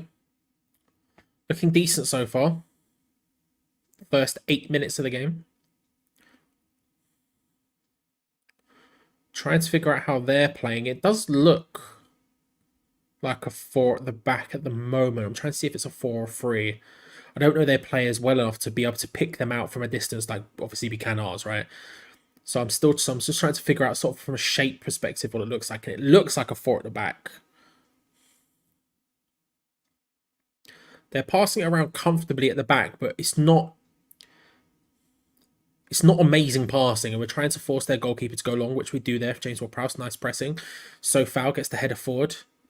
Alvarez, who is for some reason quite far forward, almost tries to get onto the end of that. It goes rolling back to Freiburg's keeper.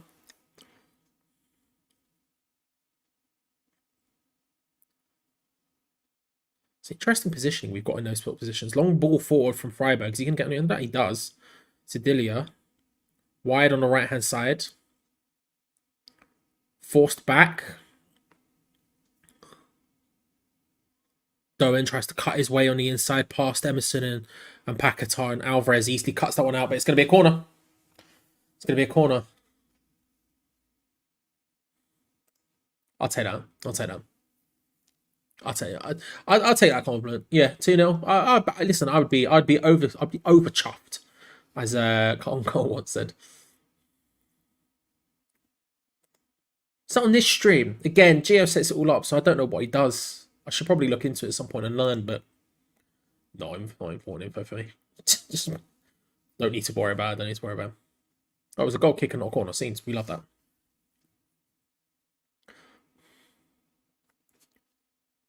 I noticed they updated it because before we basically didn't make live ones. We made no money on essentially. You can, after the facts, go in and place ads like you would an uploaded video, but there's a significant amount of time when it's processing and all that, so basically make no money on it. Because obviously a lot of people watch the video right when it first comes out, especially when it's live. Kudus doing well to drag that ball out of defence.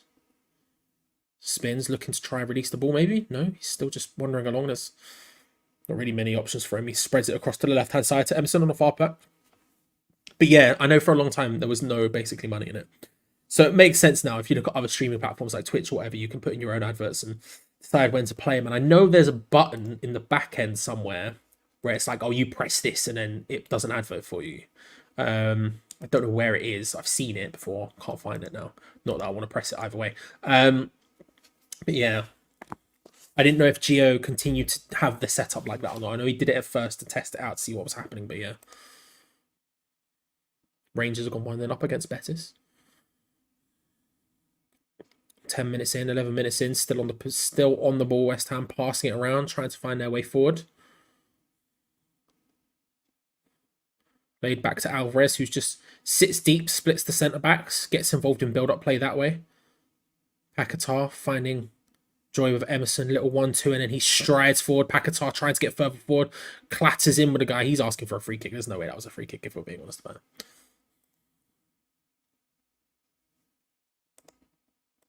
Yeah, like I said, it's both, right? Because I think there is a way when you set up stream. I might be wrong about this. I'm looking in the back end now to see if you can see it on this one. But there is a way in which you can say, click on here. What's going on there? It's limited. So you can choose. Yeah, you can choose, or there's 3 settings. Is what's happened. But for some reason, the ads on this are limited. God knows what's happened there. Not my problem. Not my problem. Not right now, anyway. Freiburg are making their way forward into a slightly better position. Looking for a cross in. Greg was in there, but Soufal gets the header away. And there you go. This is a tiny thing that's just happened, right? But the ball gets come back in. Makengo heads it back towards the defence. And you can see Aged going to header it. And then all of a sudden stops and just very clearly leaves it after a shout from Fabianski says, I'm going to collect this, who just walks up and takes it. And there's that little thing that Areola just doesn't do, that communication with the back line, which just makes it so much shakier. Like, don't get me wrong, I much prefer him on the floor when we're playing the ball around, and with the likes of Mavropanos and Aged, that makes us quite strong in that aspect of being able to sort of build up from the back and have passing, or short passing be quite nice and long passing be quite nice, as long as it's not Areola kicking it. But with Fabianski, you obviously lose a significant amount of that. But that calmness, where again that ball's coming through and there's just no sense of there's no doubt in anyone's mind at all. Fabianski just goes, yeah, this is mine. He collects it and goes forward. It's really nicely done. Ball over top. Kudus is there. This is brilliant. Kudus 1v1 flops the first time. Second time finishes it. 1-0 West Ham, and it's Mohamed Kudus. We'll have to check if he's offside, because all of a sudden he seemed very, very far forward. But 1-0, you love to see it. Come on, Mohamed. Ball got flicked in over the top, and he seemed about a mile. I don't know how he was so far forward. I've no clue how he was so far forward.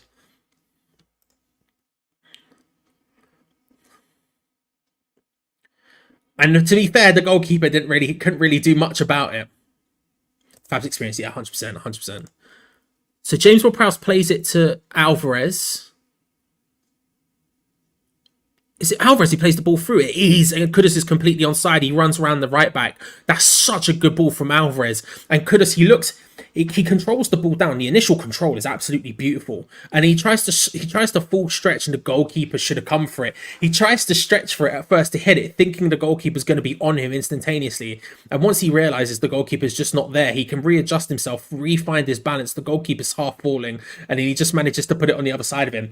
We take it. Mohamed Kudus, 1-0 West Ham. You love to see it. Really strong start. Really strong start.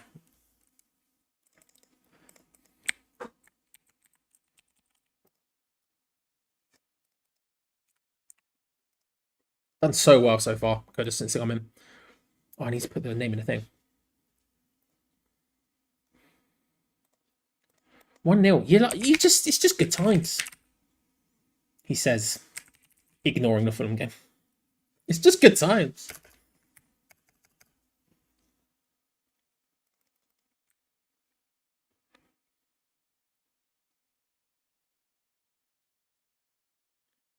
His 7th goal of the season already for us.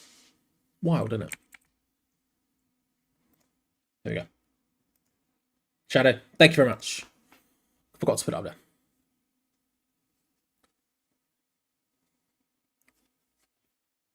The ball and the run are so nice.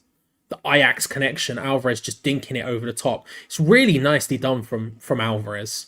Just holding it deep in possession. It's not like he played the through ball chip from far up the pitch either. He's very deep. He's got everyone else ahead of him. He's got James Ward-Prowse, Souček, Paquetá, Kudus, obviously Bowen. They're all ahead of him. He's quite deep in the pitch, and he just sees the run from Kudus, and it's really nicely done. Just the dink over the top is perfectly weighted, and the control first time from Kudus is really nice. And thankfully, their goalkeeper makes the wrong decision not to come out and try and charge Kudus, and that gives him the time to be able to re-find his balance after trying to overly stretch for it the first time. And the finish is nice as well. I'm going to give him credit for the finish. 1-0.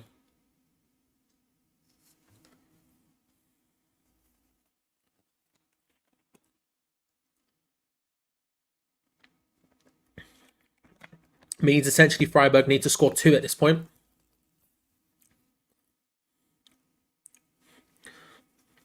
Because even if they score now and it ends 1-1, we still top the group. They essentially need 2 to go ahead of us. Nice ball out to Sofau, who streams forward into the space ahead of him. He's got Kudus on the inside as well as Thomas Souček. He finds Kudus. Plays it back to Alvarez, slowly passing it around. Nice to see Alvarez dropping deep in between those 2 centre-backs as well. We're playing very much outside of Antonio. Mavropanos going on a little roam there. Oh, it's Thomas Souček. I tell you what, Thomas Souček has been working on those crossfield diags because he's just done another one. He's done a couple this year where I did not know he had it in him, and I wouldn't say he still had it in him, but he's done a couple now to where I'm starting to think, has he been working on this? Because these crossfield diags are quite nice. Emerson trying desperately to take it past his man, can't quite manage it. We're essentially playing very similarly to how we were at the beginning of the season in terms of our best performances and our best formation. Having the 4-3-3 with Alvarez dropping deep in a sort of 4-1-4-1 style thing. Him then getting involved in splitting the 2 centre-backs in build-up. Paquetá playing on the left, getting involved deep in build-up. It helps us a lot. It helps us a lot. And the personnel is ever so slightly different given the fact back then you had Bowen on the right and you had Antonio in the middle. But outside of that, we're playing very similarly to how we were at the beginning of the season where we were really good. Formationally and tactically at least. Whether or not that carries on and whether or not that continues into the victory is a completely different thing. But in that sense, it's really nice. Jarrod Bowen just pressing by himself, forcing the long ball from Ginter. Does find Doan, who's instantly put under pressure from Agerd, who comes out. He makes himself big. It's well done from Agerd there, forces him backwards.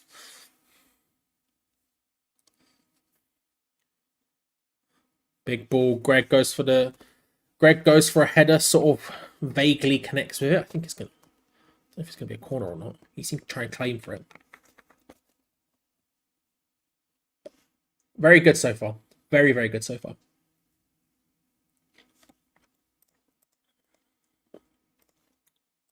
I tell you what, I went to look because I don't know, I haven't checked. We're already over 300. We're at 397 right now. So we are absolutely flying. We are significant. We might be further ahead at this point than we have been at any point during the season in one of these watch-alongs. So if you haven't already, make sure to like the video. Oh, that ball from Alvarez is so good, and the run is so good. It's just a nice goal. It's just a really good goal. What time to be alive? I'll tell you what. The temptation is large. Have you seen those giant ones? Lucas from who does a lot of videos on E20. Pardon me, E20 Zone TV. He texted me the other day. This giant, you can get a giant baby bell at Iceland. Now, it's like no, my body says no, but you know, it looks like a vibe. If there are bell decorations, then it's something to get involved with. I'll tell you how much. Mavropanos streaming forward. We haven't really seen it come to huge. We've maybe seen it be useful once or twice so far this season, but I do love a Mavropanos maraud, you know, and having Thomas Suchek and Alvarez in the sort of the deeper roles, because James Ward-Prowse is being given the license to get further forward initially in the attack, means that, you know, when Mavropanos does go wandering forward, we still have the sort of right numbers and the right personnel in those positions to try and at least hold some sort of defensive formation. 407. We've gone up that much.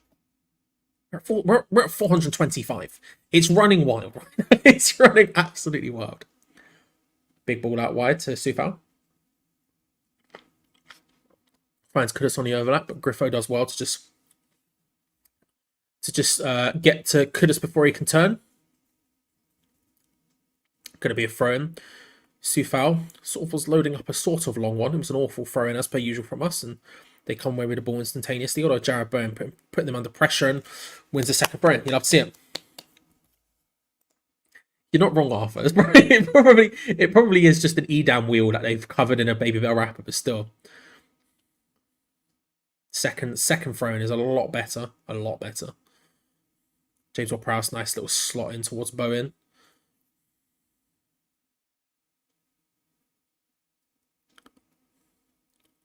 Passing it around again, just trying to find a way forward. It's nicely done. James Ward-Prowse battling with it. It's good.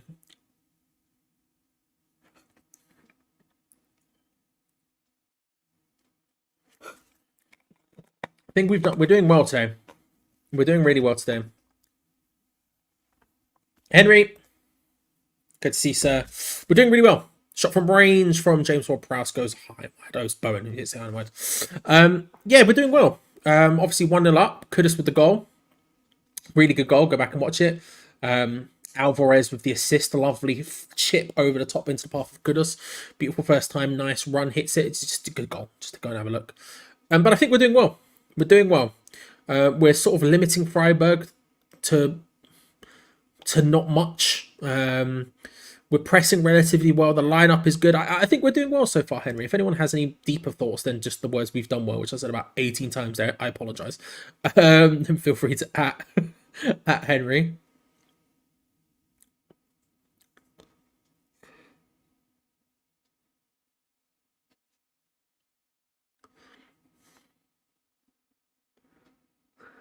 Freiburg playing it around just behind the halfway line at the moment.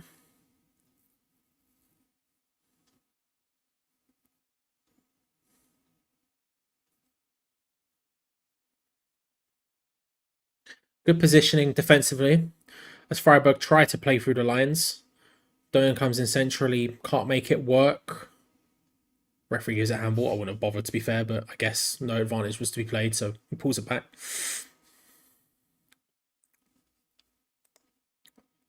Big back. It's good. Solid.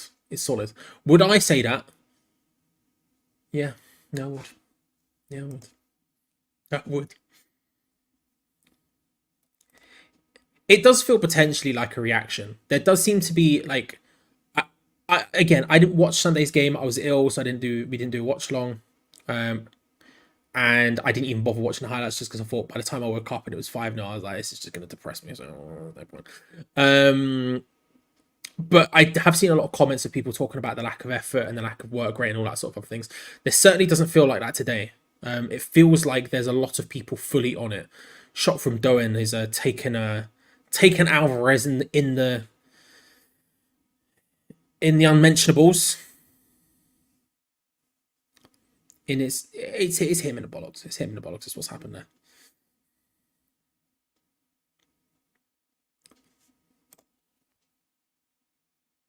My G.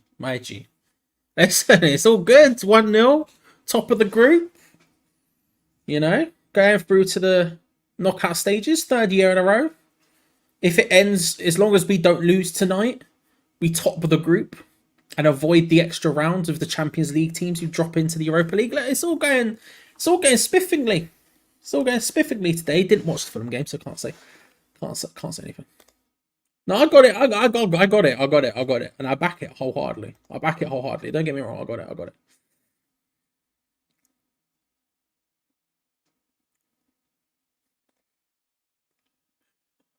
Potentially. We'll see. I need to go and have a look at some point to see how much what they even look at. But ball gets played through it. Oh, Jarrod Bowen could be through here. 1-on-1. Jarrod Bowen streaming through. Hits it. It's in. It's 2, but he's offside. Oof, that was a moment where it was getting ready. It was the way he looked across to the linesman. Ball got played over the top. So again, their goalkeeper's distribution is awful. And we win it back instantly. Yeah, he is. He's offside, unfortunately. Ball gets played across first time from Paquetá. Really nicely done. And Jarrod Bowen playing on that last man comes away. It was the way he...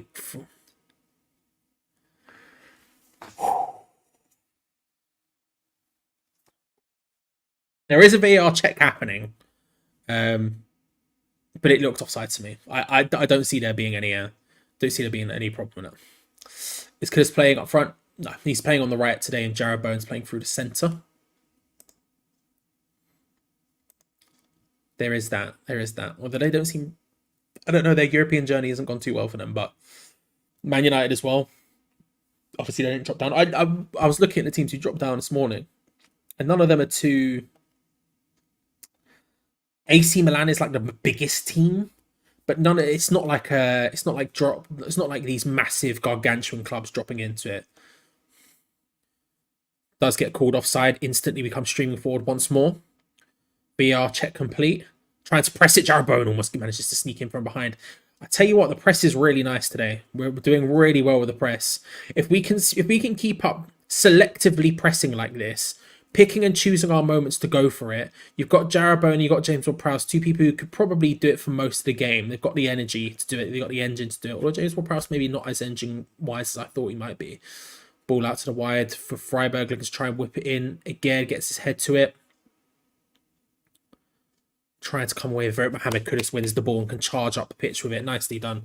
But if we can keep the selective press going and just stop... and really stop their goalkeeper from being able to play it short, we might be able to create a lot of high turnovers because their goalkeeper looks shaky as all hell.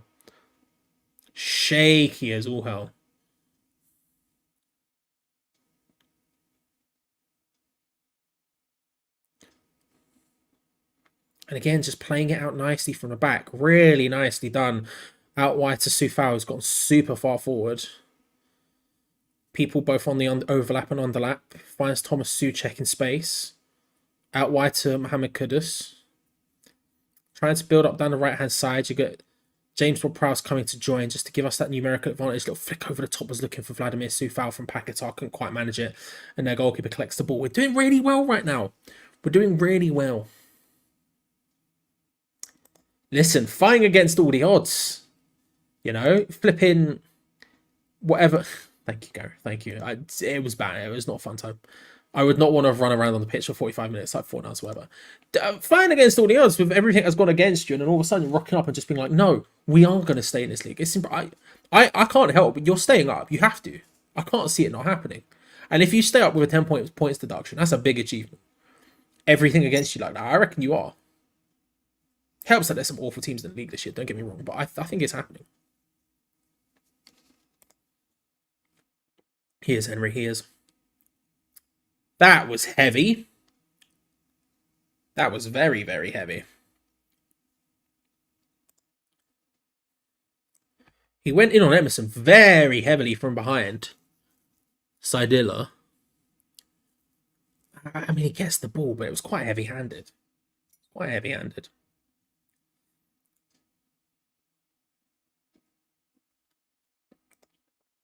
I can't act like I don't always want the big teams, I've said it before.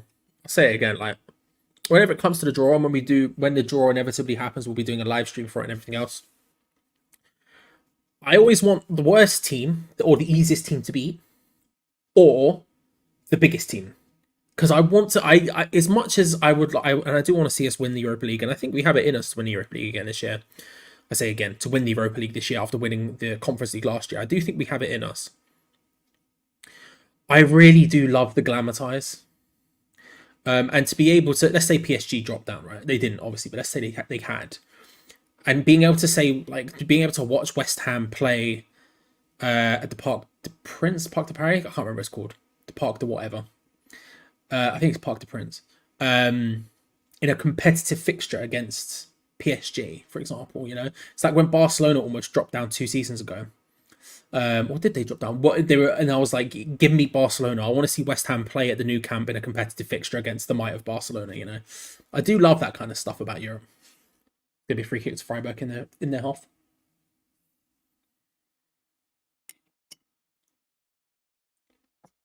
Right, exactly. Like, don't get me wrong. I don't think like, when England got to the final and everyone was like, oh, who did they beat to get to the final? It's like, I don't particularly care. If you get to the final and you win, you get to the final and you win. You have to earn it regardless. But beating those big teams on the way, or even getting to face those big teams at all, is a huge thing. Yeah, I agree. Don't get me wrong, Richard. I 100% agree with you. I 100% agree with you. AC Milan would be a Hollywood draw. Away at the San Siro, again, is one of those things. AC Milan, not as terrifying as some of those other teams might have been. But 100% San Siro away. Can you imagine that? West Ham in a competitive fixture at the San Siro? Vibes. It's only something that happens in FIFA. You know what I mean? Doen tries to cut inside, plays it to Griffos, who's made his way forward. Again, they're playing it back out to that right-hand side. Dilla is there. But doing well to stop them from really getting into the box. Griffo tries to take, I don't know if it's a shot or a cross or what, it's just straight into the hands of Fabianski, and now West Ham can come flying forward with Soufal down the right-hand side. Huge amount of space to play into, but no real options. Jared Bowen ends up coming short. A little bit tentative there, ends up playing it backwards, and we decide to play slightly slower build-up through the lines. Jared Bowen gets a little bit lucky, but finds it on the second attempt. Nice ball out wide to Kudus. Cuts inside, he's going for a shot. He had the blinkers on. He was apparently offside anyway, so we take it. We are looking good. We are solidly looking good so far, Alex.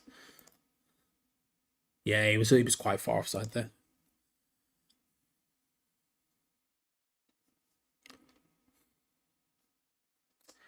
That was who it was. Yes, it was Daniel. Daniel, thank you very much. Daniel's got the knowledge. That's exactly what happened, yes. I was going to say, I'm sure they dropped down. I just couldn't remember who they faced. It was Frankfurt. It was.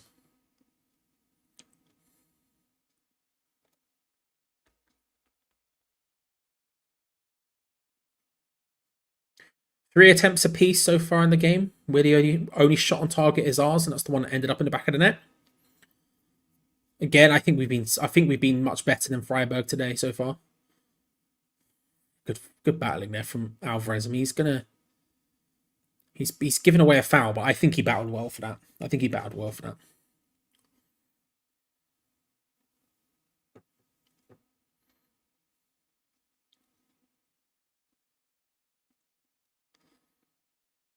Big ball forward, headed away from Emerson, and then hooks away a second time from Agerd. Oh, Souček. I love Souček's presence. His aerial presence is so good. The ball got flicked forward to Griffo there, and he just comes flying in from behind and completely messes up Freiburg's build-up. And they've managed to get the ball back and are trying to work their way in with Doen. Doesn't quite work out. Paquetá tries to just hook it away. Thankfully, their play is not very good, and Kudus managed to keep it. Oh yeah, 100%. 100%. And again, I just want to see it, you know what I mean? Like, I love European football because you get to face all of these different teams you just wouldn't anyway. I've been desperate for European football as a West Ham fan the entire time. And pre-COVID, I went to every single European fixture at home, at least. I could. In fact, I don't think I missed any. For example, the last 2 times where we were in the qualification stages for the Europa League, I went to every single one of the qualifiers, the home legs, like all that stuff. I love playing teams that you've never heard of or teams that you have heard of and never get the chance to play. I love all that stuff. Oh, it's not about ball in. Doan thankfully can't get there straight into the hands of Fabianski. That was close from Freiburg. It comes out to Salah, and he's in a really nothing position, but we're just not as deep as we'd want to be. We're not set in our deep position as we'd want to be. And he comes in on the inside of Sofal and plays it in, and it's just too far ahead of Doan and goes straight into the hands of Fabianski, but close. Close, maybe just a tiny little bit of a warning sign to make sure that we're not too lackadaisical getting back into that shape and just making sure we can block them out as we have done so well throughout the rest of this game. But yeah, I love facing teams like that. 100%. And listen, if you can beat Barcelona on the way to a final, it's a vibe, innit? It's a vibe, innit? And I back us against big teams. We play the right football to beat a big team. I back it.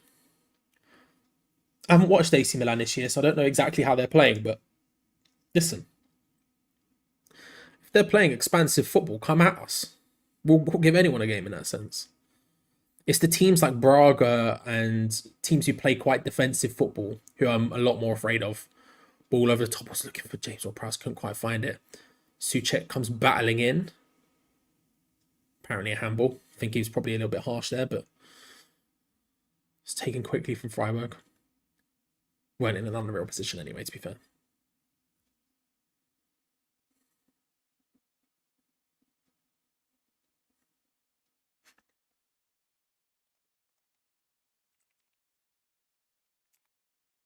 And again, they're passing it around at the back. Their goalkeeper's just not confident. If we want a corner off the back of it, we'll take that all day. They're just not confident.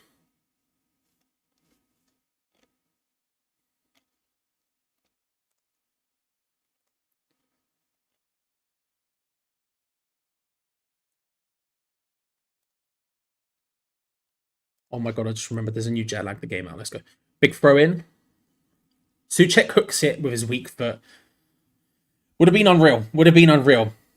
Thankfully, unfortunately, it wasn't real. It goes significantly high and wide. New jet lag the game. Let's go. Come on. 9 minutes left of this first half, plus stoppage time. So far, really good performance. Really happy with this. Really happy with this so far. Again, we're going to press them again. They're trying to dribble their way around James Ward-Prowse, which is probably the right thing to do. They're going to throw in because he's not the quickest guy. You can probably get around him. It's when his presence and, covering off those passing lanes stops them and forces them back to their goalkeeper where it becomes a problem.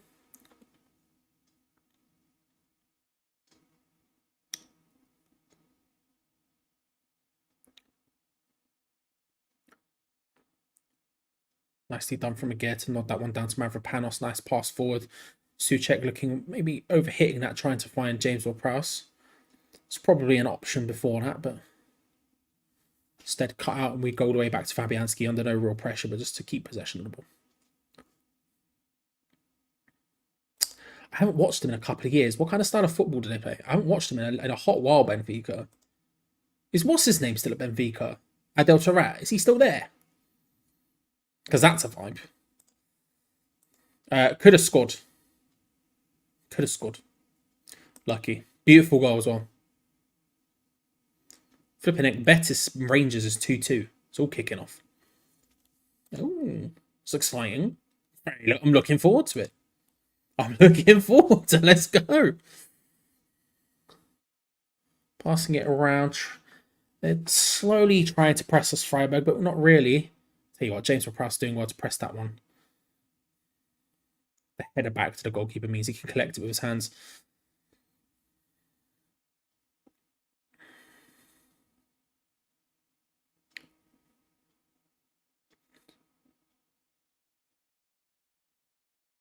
It's bouncing around at the moment in the midfield. No one really winning the battle too much. Head tennis continues. James Ward-Prowse with a nice control and turn.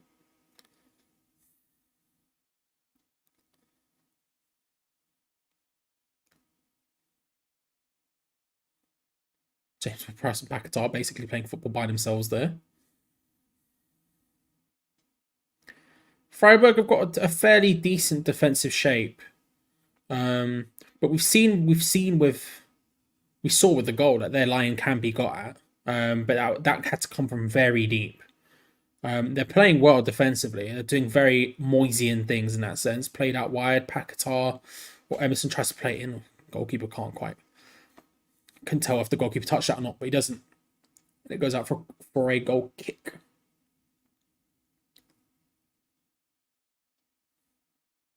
I'll take that. I'll take a joke. So shout out. Is the New Year's Eve special coming out on New Year's Eve itself? Are we getting the New Year's Eve special? Sorry, just Dean Marshall Twitter. Go get involved. Are we getting the New Year's Eve special on New Year's Eve itself? Because if so, big. If not, I'll listen to it on New Year's Eve. Big. Olympiacos are 2-0 up now against Bachka Topola.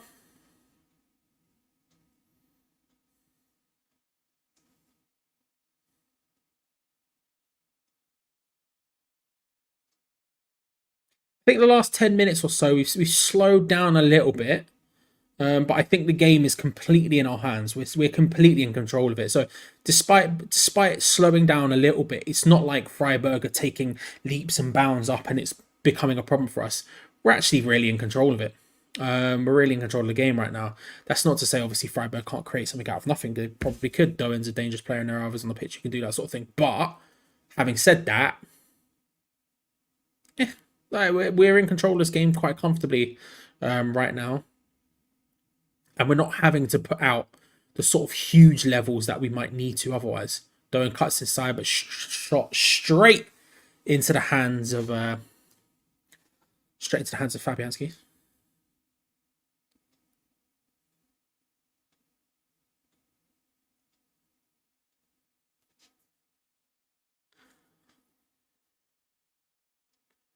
Nice first time pass from Paquetá to Emerson, back to Paquetá now.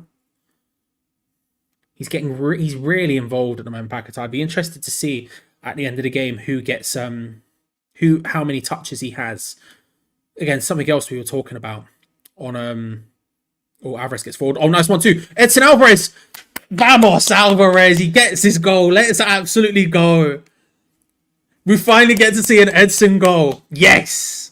It's all I've wanted. 2-0. Brilliant 1-2 in the box with Jarrod Bowen. Easily slots it home. Really nice play. Beautifully done. Like I said, we've just stepped down a little bit while still being completely in control of the game. We've been happy to slowly build up with play. We're not trying to just only smash them on the break. We've been happy to pass it around and we've had the people on the pitch to do it.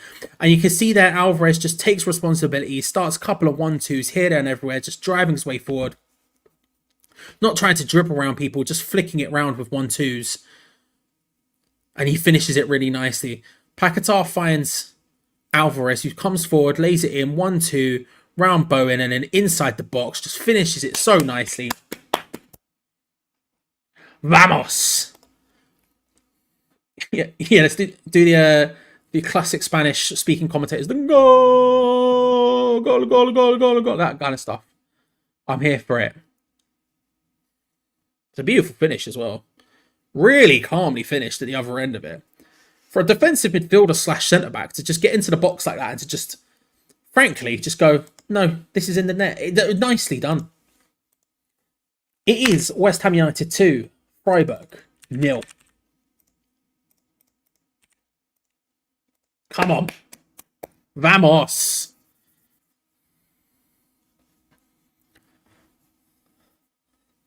I've said I've wanted an Alvarez goal since the beginning of the season. I love him.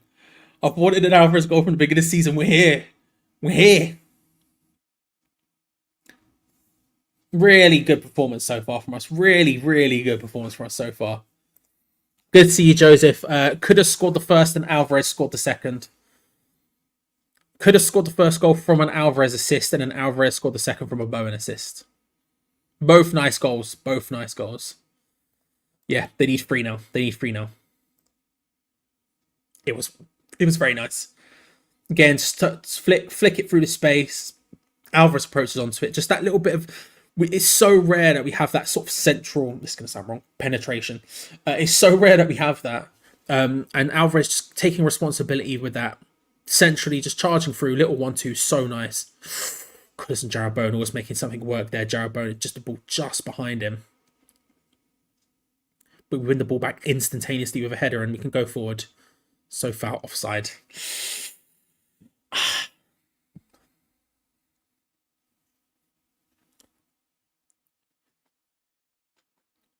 Oh, I love this. I love European football, man. I'm so happy.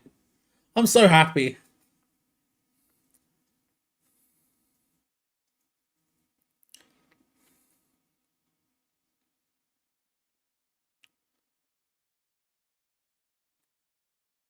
Their goalkeeper's distribution, by the way, is not very good.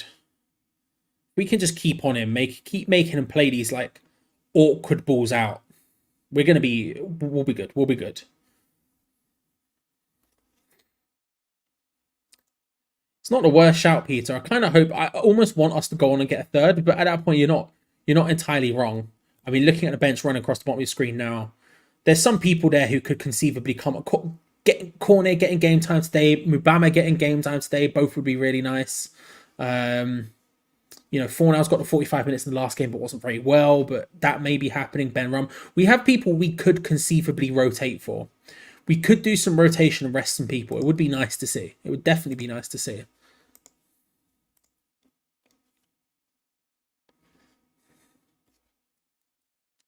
One minute of added time.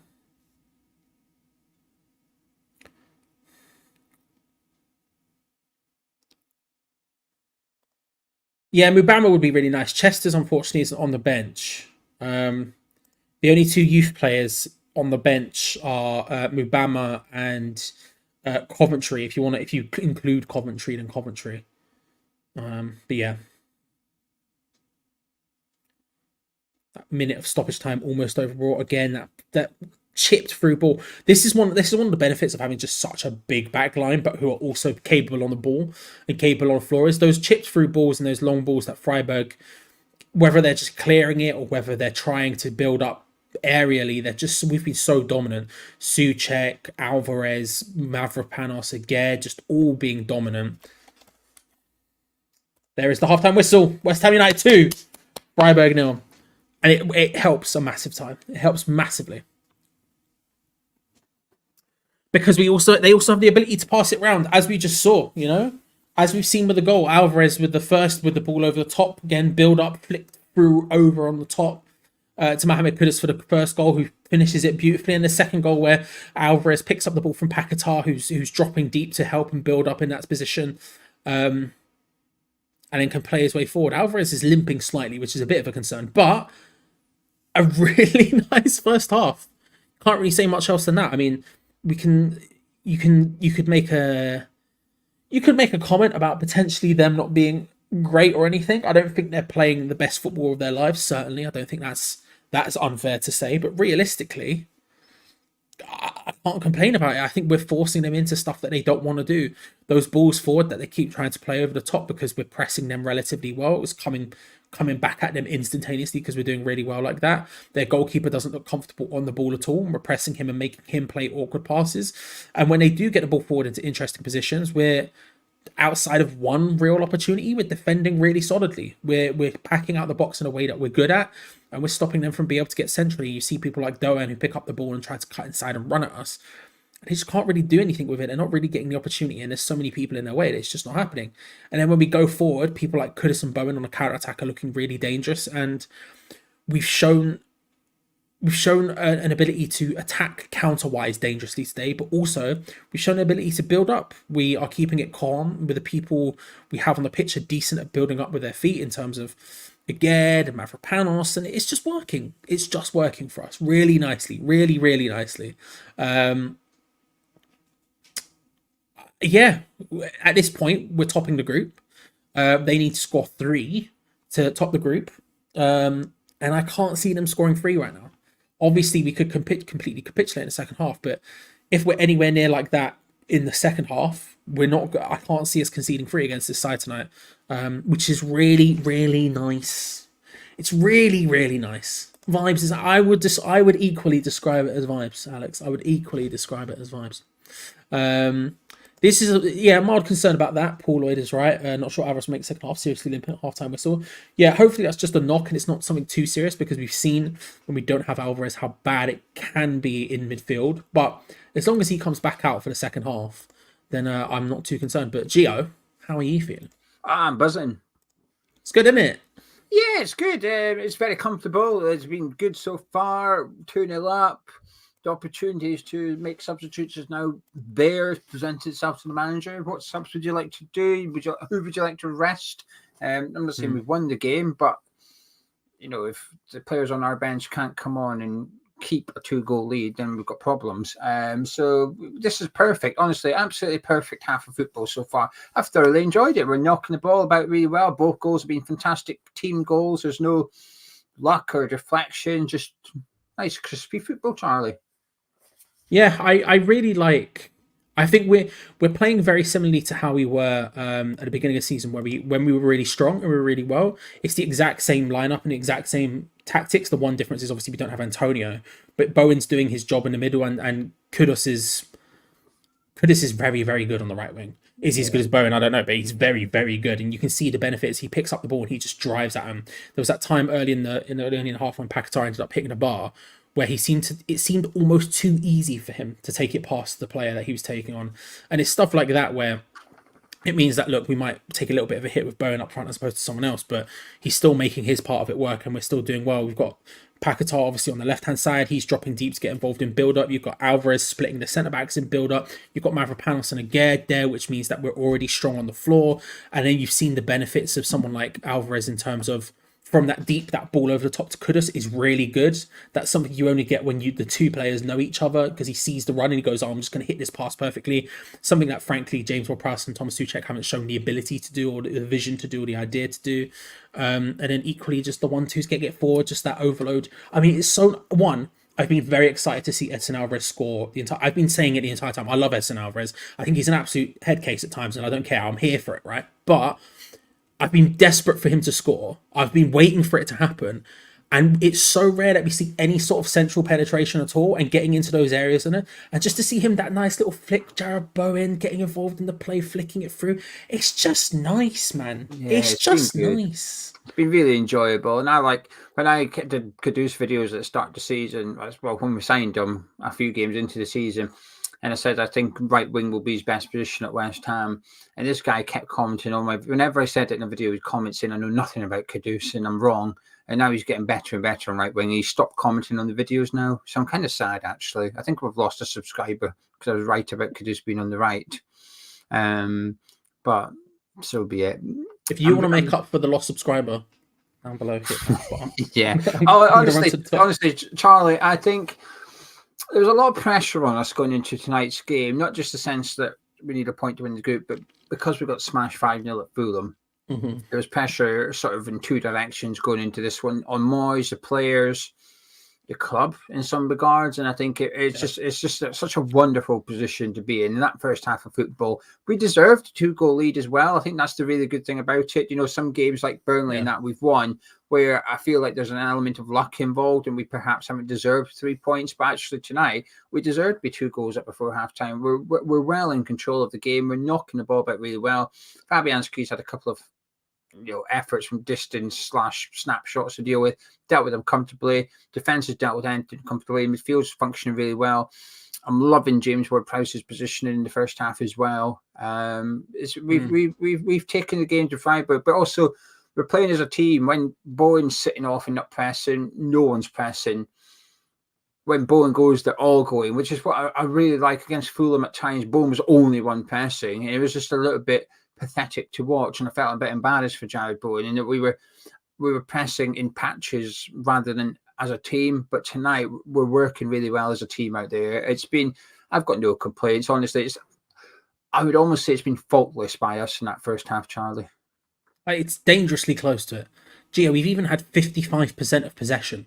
I don't know what to do with myself right now. It's dangerously positive. Enjoy it, Charlie. Well, I'm going to go toilet first, but yeah, I'll be back in a minute. Right then, let's see what you are all seeing. Alex said midfield passing is what you want to see. Don't know why we played loft balls so much. Joe says imagine play like this every week. Top 6 easily. Guy said there's always luck involved. We're lucky they aren't Man City. Zippy says, Ward Prowse score free kick, then it will be perfect. Young fan says, Kudus is such a player. Hope we hold on to him for a few years. Michael says 55% possession. Remember the last time we did that? Do you want to know? I don't know. There might be one. Everton. We had over 55% against Everton. But I don't like them. I'm not going to... Charlie mentioned the 55% is a bit of a joke. I don't mention possession for that reason because it doesn't mean much. We're 25% against whoever it was, Spurs, and we played well. So it's possession smashing. Major, yes, we've done over the bowling ground. I just haven't mentioned it because I might do a little video on Christmas Eve, just saying thank you to people for the support for the year. And also because we'll do a giveaway video soon where we give away 10 items. And also, basically, do you know how you get your Spotify Wrapped? It tells you what you've been listening to all year. You get one on YouTube so that the creators get their own version for all of their channels. It tells you how many views you've got. So I'm just going to share it with people. It's nothing to hide. There's how many views we've got, how many likes we've got. So I'll do a little 5-minute video. Probably go up on Christmas Eve because then it means I can record it on the 23rd or something. And it means I can take Christmas Eve off. Anyway, Wayne says Alvarez limped off the pitch. Need to be safe, take him off. Agrees on a booking as well. Alvarez and Kudus off. I agree with that. I do agree. As much as it's going well, and under normal circumstances, you would leave them on because I'm enjoying both their performances. But they're pivotal to the way we play. Alvarez gets booked tonight. He misses the next European game. We need them both for Wolves. Kudus and Alvarez and Bowen. Chippy said who would sub off. I wouldn't sub them all off now. I'd take a couple of players off now, but I'd be trying to get. I would definitely be trying to get Alvarez, Kudus, Bowen. I don't know who the other two would be, but I would definitely try and sub 5 players. Mark says Bowen, Ward Prowse, good combo up front. Souček in the middle. Flappy, I'm not packing any orders. I'll do this video. Watch the second half, do the review. Then I've got a video with a Wolves fan to do. Then I'll be packing more orders. Rhonda says, big plus side in this game is so slow, it's barely a training run, no fatigue. If it's the same, that's a good point. Mr. Pickle says, negative is Sullivan will think his mind games and Moyes has worked again. Oliver says even Souček is looking good, passing it around. Bo would like a Paqueta goal and a Bowen goal, and then it is perfect. Mark says we won't have a more comfortable 45 minutes for the rest of the season. One thing we have to take, listen, Freiburg's been poor, but this is a big game for them. There's a lot riding on this, so we've done well to manage this game, actually. Stephen says Alvarez is our most important player because we're crap when he doesn't play. Who'd have thought it when we signed him? I think a lot of people, in fairness, I think, Stephen, because it was going to be sort of Declan Rice's replacement, wasn't it? So I think it was always going to be big shoes to fill and a big position to come in. Phil says, just playing through their midfield is unlike us and it's entertainment. And Suburban says, Coventry and Mubama honestly, I would not take Connor Coventry on. Mubama, yes, but honestly, I would not take Connor Coventry on. There's no point. I'd get the players. Let's have a look at the bench, actually. I'd be looking to bring on Keder, Cornet, Benrahma, Mubama, and probably Fornals or Johnson. That's who I'd be bringing on. Players that could actually participate in the second half of the season. And I think Connor Coventry is not one of those players. I wouldn't be bringing Connor Coventry on. Right, let's see where I am. Where's the comments? Here we go. Nevadis, how do you pronounce your name? Nevadis says Souček and Soufal need a rest. They're playing every minute of every game. Gregsy's chuffed with how we are playing. Epic says 45 minutes of entertaining football. He can't believe his eyes. Bro says Souček has been superb. Hey, you'll be getting some credit in the old player ratings tomorrow, bro. Have you done that trial yet? I'm hoping you have. If you've done the trial, not just him, basically, bro asked why we hadn't commented on player performances from Fulham, and I said we do player ratings, so it's difficult to balance it on YouTube and Patreon. You don't want to repeat yourself too often, so we try and balance the content. So I said to him, go get the free trial. have a little look. And if you do go get to retrial, I just brought anyone, you can have my Anton Ferdinand podcast I did during the week, just asking him how important halftime is to a professional footballer. What's halftime like when you're 3-0 down? Being ill, does it really make a big difference? How big a difference does it make? Because obviously this is post-Fulham. You'll get the player ratings tomorrow. I'll have my opposition prediction for the Wolves game. We do our breakfast show before the Wolves game on Sunday as well. Charlie does Hammerlytics with Jack. Lots of content if you fancy giving it a go. Tyler says, hope we go for more goals after the break. I like what I've seen today. Burgundy said, I'm happy to say this has been a good half of football. Well made and well taken goals. Cameron says, good opportunity to bring up Mubama on. Jamie would like to get Alvarez off. I agree with that one. Ironix says Moyes deserves some credit. Most of the live chat was just made with the lineup. I think the Alvarez thing's interesting just because we know what it's like when we don't have him in midfield. Right, he'd be my first player off, Charlie. The limping at the end was concerning to me. You know, when the whistle gets called and it zoomed in on him and he was limping, that really concerns me. And I think the argument for is obviously that he's just too important to not keep. He's on a booking as well, Charlie. So if he gets booked tonight, he misses the next European game. Honestly, just take him off. Like, just take him off. The problem is, this is where we don't have someone to come on for him. So if you bring someone on, you've got to change formation probably. Which is that's the problem. It's not like let's take off Kudus for rest. Okay, we'll put Kone on. You don't have to change the way you're playing. You can continue what you're doing. Take off Fornals. Okay, put Fornals. Take off Ward-Prowse. Put Fornals on. Leave him pressing up front. Take Boyle. Put Mubama on. You have but with Alvarez, you don't really have on Kone's. So Connor Coventry is the most likeliest. This is where I would try something. Put Tilo Kehrer on for Alvarez. Put Kehrer defensive midfield for the second half. And let's just see what you can do. He might be good. Because at the minute, we don't have a replacement for Edson Alvarez. The January transfer window is around the corner. But give Tilo Kehrer a go in that position for the second half and see what he can do. Alvarez has been good, but he hasn't been that busy out of possession. He's been all right, but he's not really been busy.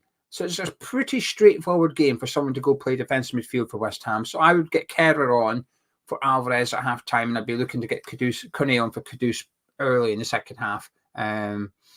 We should be okay. 2-0, we can concede 2 goals and still win the group.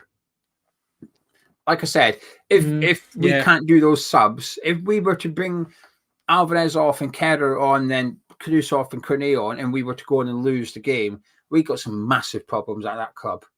If you can't do those two, you're not bringing on kids. You're bringing on you're bringing on 2 internationals, a German international, an Ivory Coast international. It's not, you're not bringing on inexperienced players. So I agree.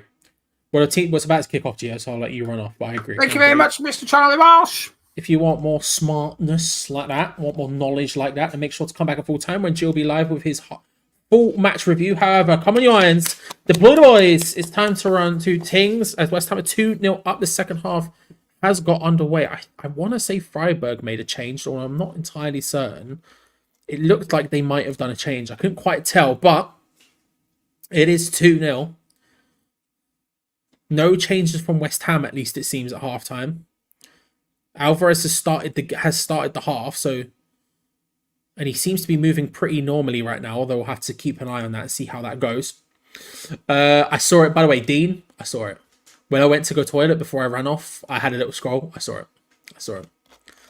It's solid work. It's solid work. But as Gio was saying now, I think there's some people that I'd really love to see come on. Some people I'd really love to see come on, right? I would love to see Cornet get game time specifically. I'm desperate to see Mubama get game time, and I think if this carries on, if Alvarez is fit, if Alvarez doesn't have a knock, then my first port of call for subs would be probably taking off Bowen for Mubama. I just want to see him play up front. I think giving Bowen a rest is never a bad thing, and but listen, we've kept the same team right now. We've kept the same team right now. We're currently on the ball, trying to push them into the box. Kudus on the overlap, finds it, dinks it back across as Freiburg stick a leg out and stop it from going forward. Jared Bowen collects it. 2 fouled with a little back heel. You'll love to see it.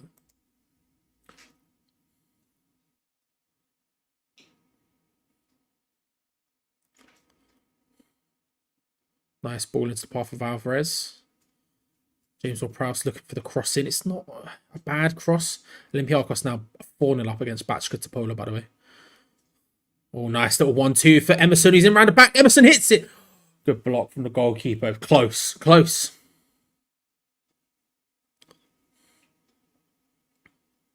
It's nice. I tell you what, it's nicely played forward there by Freiburg. Doen dropping deep and then charging forward. Plays it out wide. They did make a sub. Their number 34's on. Roll is on. Who did he come on for? Who is he and where's he come from? Just seen a replay of that Emerson chance. Lovely 1-2 between him and Paquetá. And he just tries to slot. Goalkeeper does well to make himself bigger and stop that one, to be fair. Same. Be a beautiful thing. Listen, if we got a third, it would be so nice. I'm not a greedy man, you know. I'd happily take not happily, but I would take a draw because it means we top the group, and that's fine by me. That's all I want right now. It's results, right? That's all I want. We get a third, you know. Honestly, I genuinely don't know. I know Gonzo obviously does sort of reaction style videos on his channel as well, on the forum channel as well. You'd have to ask Geo about that.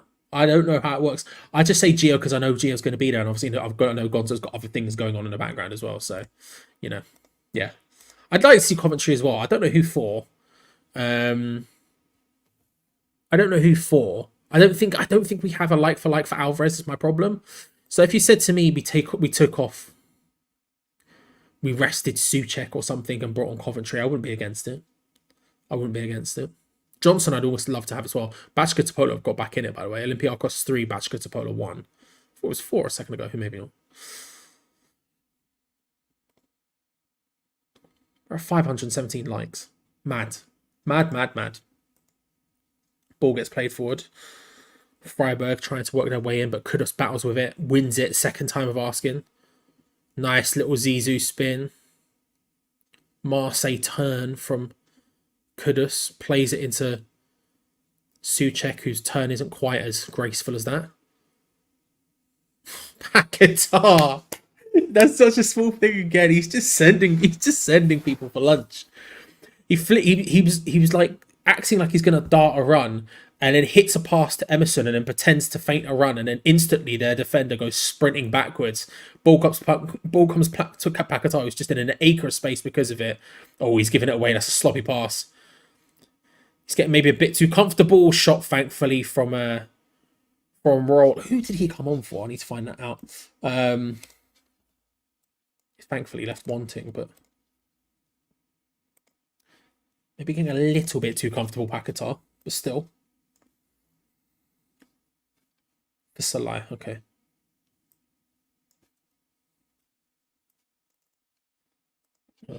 So I'll do that. There we go.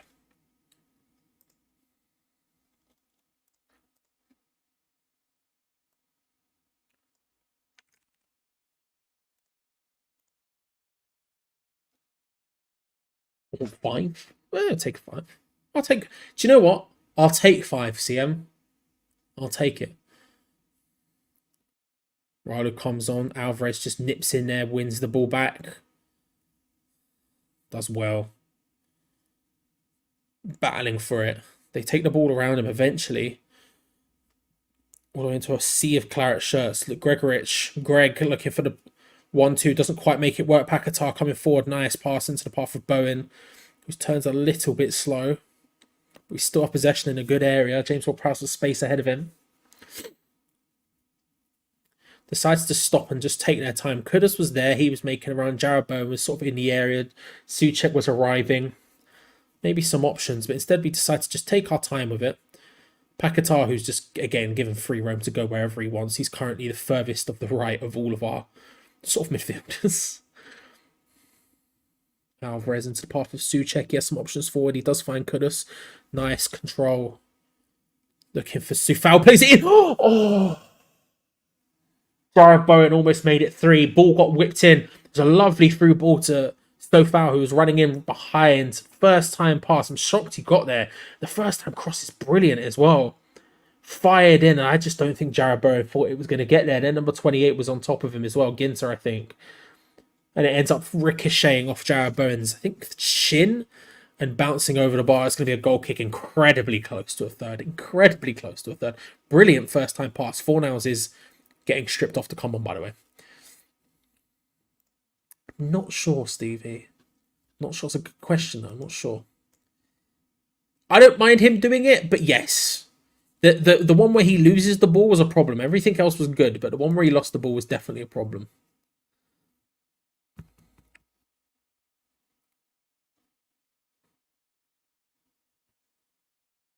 It's going to be another free kick for us on the halfway line. Referee just calling across the Freiburg player as well as Paquetá.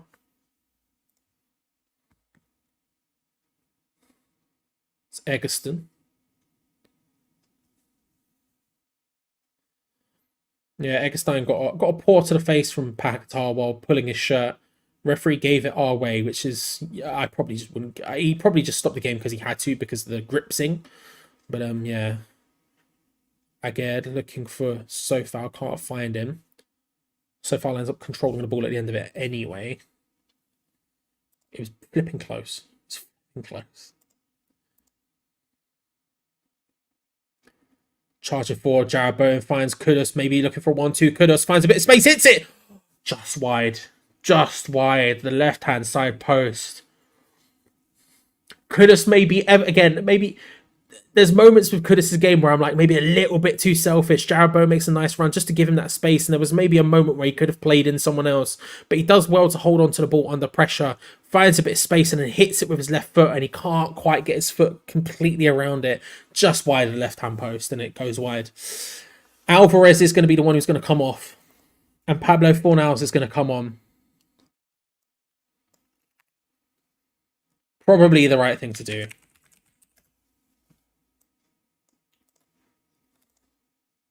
Probably the right thing to do.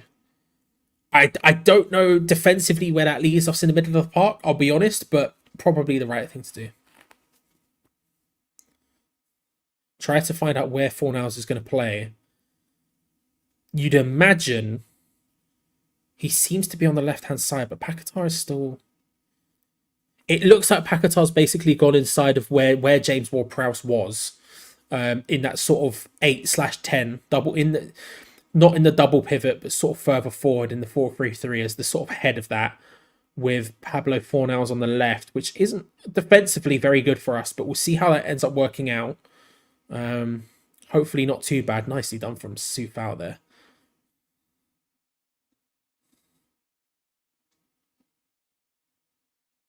Because what we were doing was really working, and now we've got to completely rework that both defensively and offensively. Offensively, it shouldn't be too different, but defensively, it's a bit of an issue. But we'll see how that ends up playing out. Sofal coming flying forward, plays it out wide to Mohamed Kudus.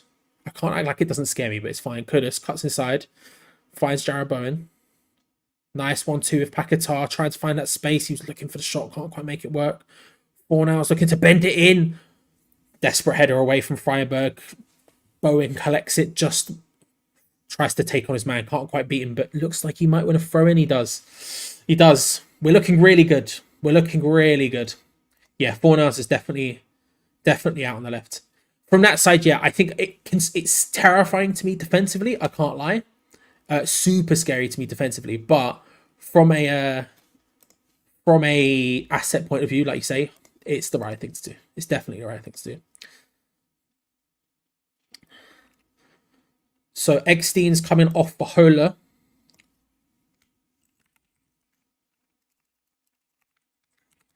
And Adamu is coming on as well for Gregoric.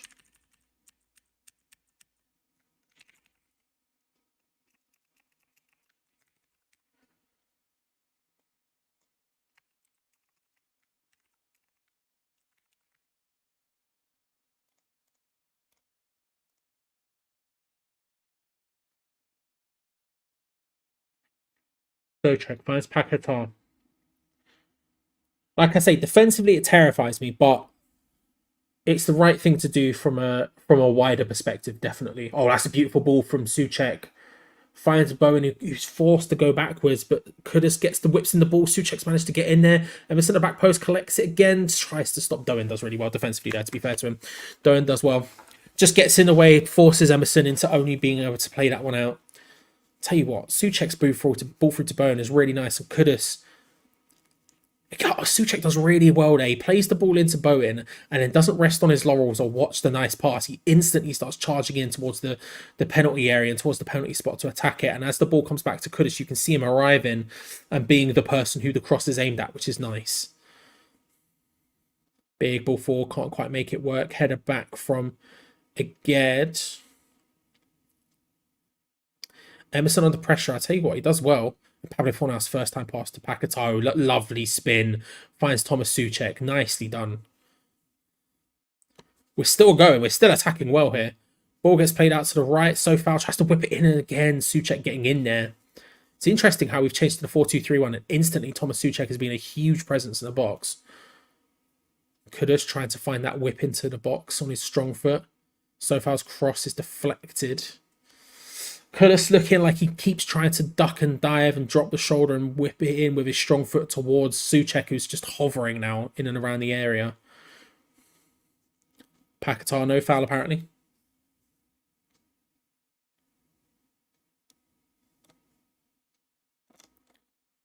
I know. Shocking. Shocking. Stuart, I will try. But we both know I will fail instantaneously. But I will give it my best shot. I know, it's certain things that you're just in the zone and you just forget you're saying. Sofal tries to play it in. Can't quite make it work. I'll try my hardest, Stuart. I'll try.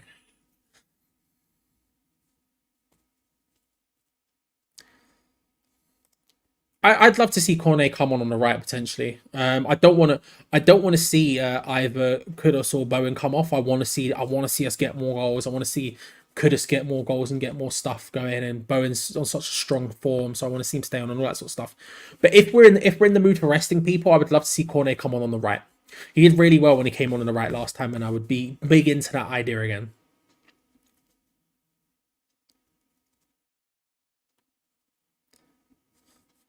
Whipped across, floated all the way to Doan on the far side. Emerson just trying to show him down the line, but not particularly scarily, and Doan sort of stuck in the mud because of it. Fornal's charging around after it, defensively getting to work.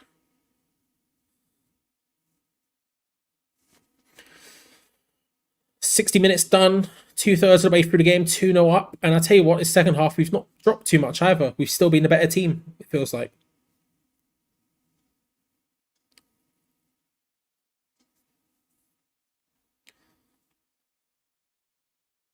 Makengo looking to try and work their way forward down the left-hand side. Just passing it around, but we're in such strong positions right now. We're in such strong positions right now. Defensively, we just got the shape going. We're going to need to keep it strong because of the lack of Alvarez now. Needs to be a little bit more control, a little bit more concentration. But so far, so good. They're on the ball and they're passing around and they're not finding their way into those central areas at all where they really want to go. And players like Doan, as good as they are and as dangerous as they are, when you're playing an inverted winger like King who wants to... could have almost managed to get away with the ball. If they're not being able to cut inside and get inwards, shoving the back potentially from Sufal. He's angry that the player goes down looking for a pen. Referee not interested. By the way, Olympiacos, Bachka Topola is now 4-2. It's all kicking off in that game. Bachka Topola just getting in a second. Again, maybe there was an option there to fly forward on the counter-attack, and instead...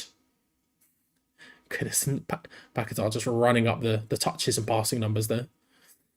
No pen, regardless. Yeah, when you have a player like Doan who wants to cut inside and wants to go at him with your left foot and you force him into sort of... You force him into that corner quadrant and just don't let him cut inside. They really nullifies him. And so far, he and Freiburg, when they've been in those positions, haven't shown that spark that Kudus shows, for example, when he's in those positions, where he does a little stutter, drops the shoulder, puts it onto his strong foot, and then whips in a really dangerous cross into the box. They've not shown the ability to do that at any point. Yeah, it's no pen. I'm looking at the replay again. There's no pen. To say he wants it is an understatement. My man is desperate for it. My man looks more desperate going down for that pen than I do walking into Greg's for a sausage roll. Desperation was on his face. Corner to Freiburg. Whipped in from the right. Thankfully, it's awfully done, and we're going to get a goal kick from it. Major, you know me. I do nothing but say things too soon, and it scares the chat. You've been around long enough to know this. However, I would say you can go to bed. You can go to bed. I think we have two, Harry. I think we have two. I'll say this. Anyone's welcome in the chat. As long as there's no grief, I don't really care. So, Harry, welcome. And yeah, I think we have two, to be fair. Played out wide to Kudus. Can't quite make it work.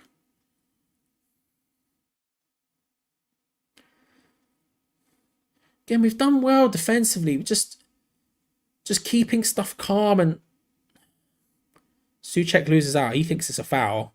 They're coming back on the counter here. Would have preferred Souček to just get up and try and stop it, because Doan's an opportunity to cut in the side. Thankfully. Big header from Naged.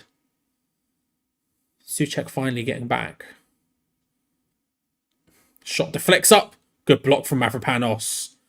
Good block from Mavropanos. Good, well, just stop the gap. Ball gets deflected up well, and there's an opportunity to hit it, and Mavropanos' positioning is perfect. He doesn't have to do anything for the block. It's just he's so good at, oh, Jesus Christ. Gonna be a corner, but the positioning is so good that it stops it. Yeah, Souček just didn't come back in. He stayed down asking for a free kick, which is rare for him. And then obviously they come forward on the counter attack, and it just that little bit, like I say, without Alvarez, and especially when Souček's not back, there is a concern. There is a concern there.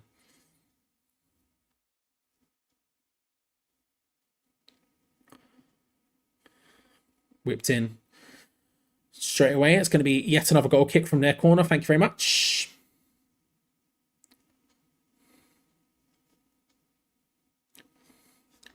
Major, I'll say this, chill out. You don't want to go full Joey Barton on this. You know what I mean? Like, tranquilo. Tranquilo.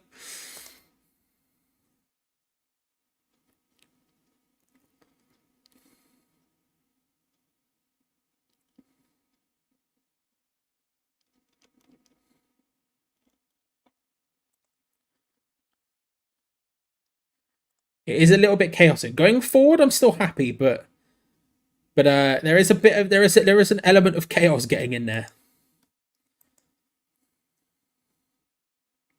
65 minutes on the clock. I'll say this just in general, and this isn't specifically to Harry or anyone else, right? Fans of anyone are welcome to watch and comment and get involved. I really genuinely do not mind.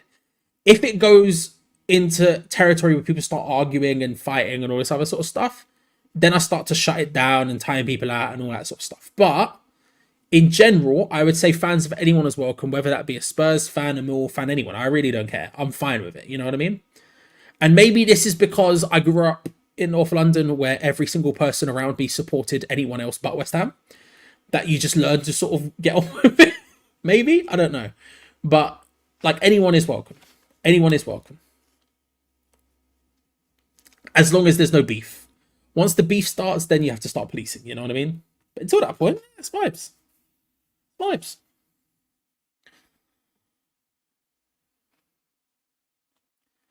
I know. Shock. But I think it is the right thing to do. Or like at some point, potentially what happens is they score 2 and then I start changing my mind. But I do think it is potentially the right thing to do, just because, you know, he has to be rested. having just come off being ill, looked like potentially there was a you know, having potentially a knock at halftime, all that sort of stuff, already on a yellow. You gotta keep it calm. You know, you gotta protect him. I think it is the right thing to do, as much as it scares me. I know that's why I haven't like stepped in and done anything yet. Because I don't think anything needs to happen yet. You know what I mean? You shot, he shot. Like it's fine. It's fine. It's fine. Once it gets past that, then that's when we're like, all right, you know.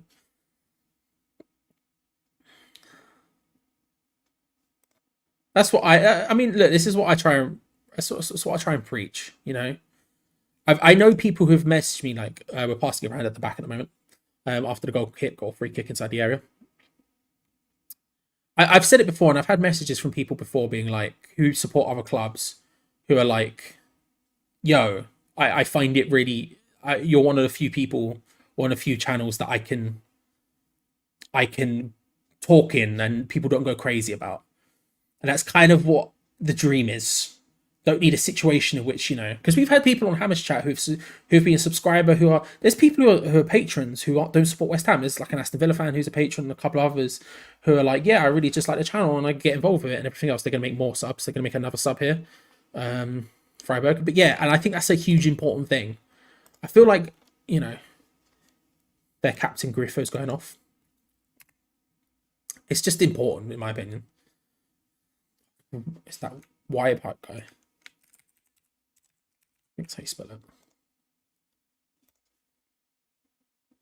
It's how it's going to be spelled in there, I know.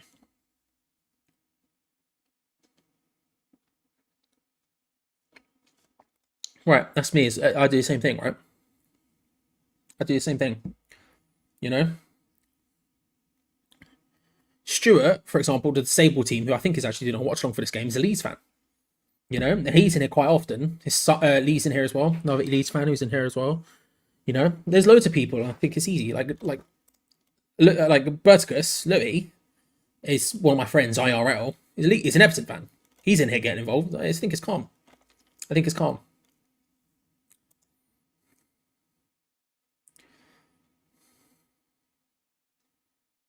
Freiburg trying to work their way forwards. I think it's still going well. Don't get me wrong. I think we were doing well before Alvarez went off. I thought we'd carried on basically where we'd ended the half. Oh, he's done really well there to get into the ball, and thankfully the crossing above Doan is too high for him. Pablo Fornal's battling with Sedilla and wins. Jarabo forced backwards, but we keep possession of the ball. I think pre Alvarez going off, I thought we'd basically carried on from where we were in the first half. I thought we were doing really well still. Since Alvarez has come off, there is certainly a lack of there's certainly a, what's the word I'm looking for? There's a shakiness about it. Like Dean said, there's a chaos about it. But I think we're still doing well and we're still looking at a better team. Defensively, there is definitely something missing from us now, but we're still doing well and we're still stopping them for the most part. It's not like they look so significantly more dangerous. It's just there's that little bit of more of an edge where you go, okay, there's something happening. There's something happening. But we're still comfortably in the lead. We're still comfortably in control. 2-0 so far. And looking good for it. Moyes is looking towards his bench. I don't know if we're going to make a sub. He seemed to be, as we're passing the ball around, I just saw him looking towards the bench and walking towards it.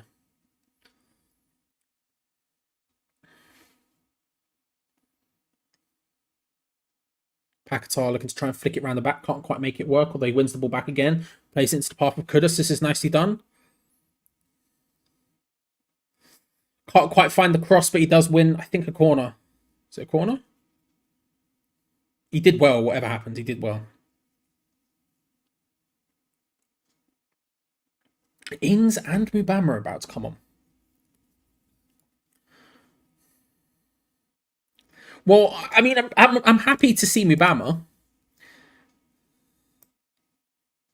Paquetá and Bowen, maybe. Paquetá's the first one who's coming off.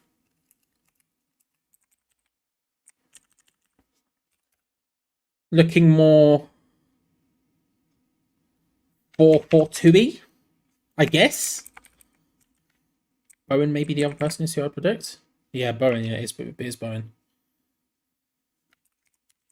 Well, I'm not entirely against this. I wouldn't say I'm entirely for it either. I can't lie to you. I'm not entirely for it either.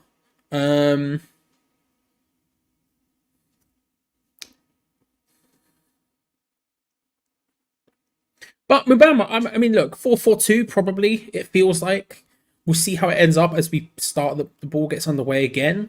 But Danny Ings, look, the big problem with Danny Ings is we don't usually play another person alongside him. We just put him in that lone striker role in a 4-2-3-1, 4-3-3 and go on then. And obviously that never happens. Putting him up front in a 4-2-2, a 4-4-2. With Mubama, who does the running, it's not like it's even someone like Ings. Mubama's going to do a lot of the running, the energy and moving and the pressing. I'm not against that. I'm not against that at all. A part of me is like, okay, we maybe shouldn't bring him on, but prefer someone else. But for the most part, it's at least doing something where you know it works. Riaz, chill on the insults, bro. Chill on the insults.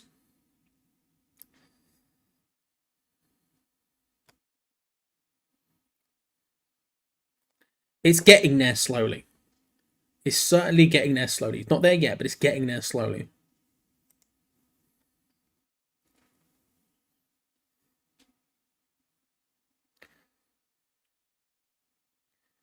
I think there is something. Yeah, I thought he would rest Kudus. Kudus is a gun, but he drops off around 60 minutes. I certainly think there is something. I would love to see Cornet come on in that role. They're going to make yet another change.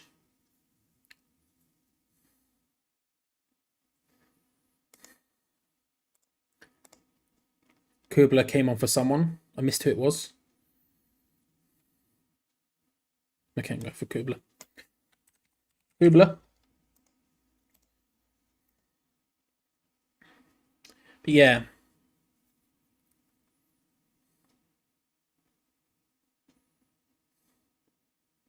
Play forward from Freiburg down the right-hand side.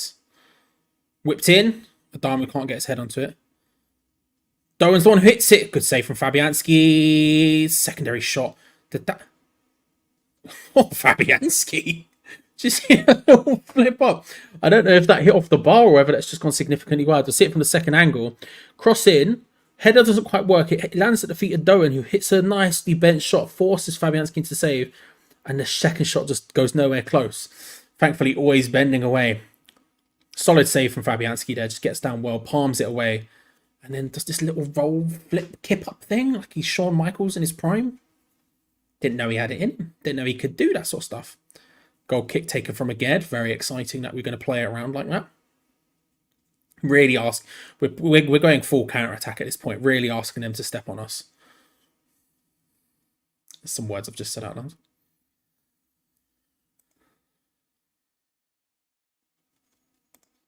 Kevin, good to see you. It's on TNT Sports 1 in the UK.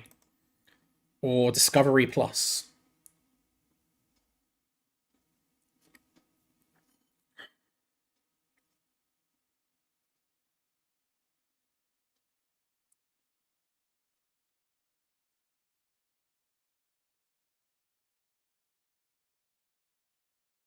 Panos wins free kick.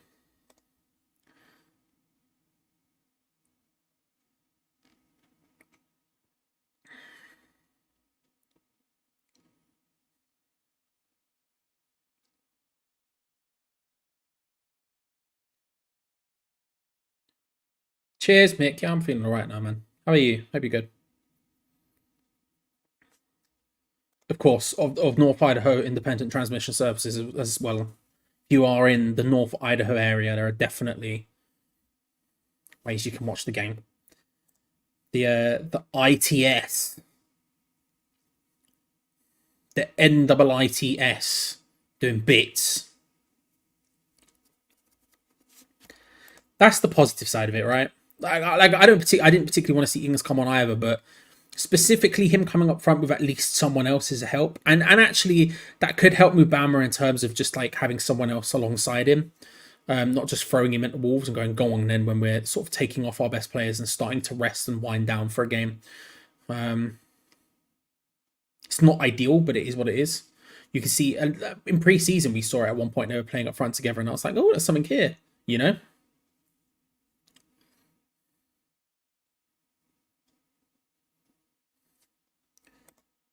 What are we at? I haven't actually looked. 549. Yeah, probably actually. You're probably right. You're probably right. That is actually probably the closest. Likewise, we are to watching. We have had over 1,000 likes before. We got to like 1.1 K likes once on a match. I can't remember which match it was. It was going absolutely wild. We did do that once. We probably had more likes than we had people watching that day, maybe. But outside of that freak time, I think this is the closest. It's very impressive. The whole like roll, like push, you know? You know, it's very impressive. 12.5 minutes plus stoppage time left.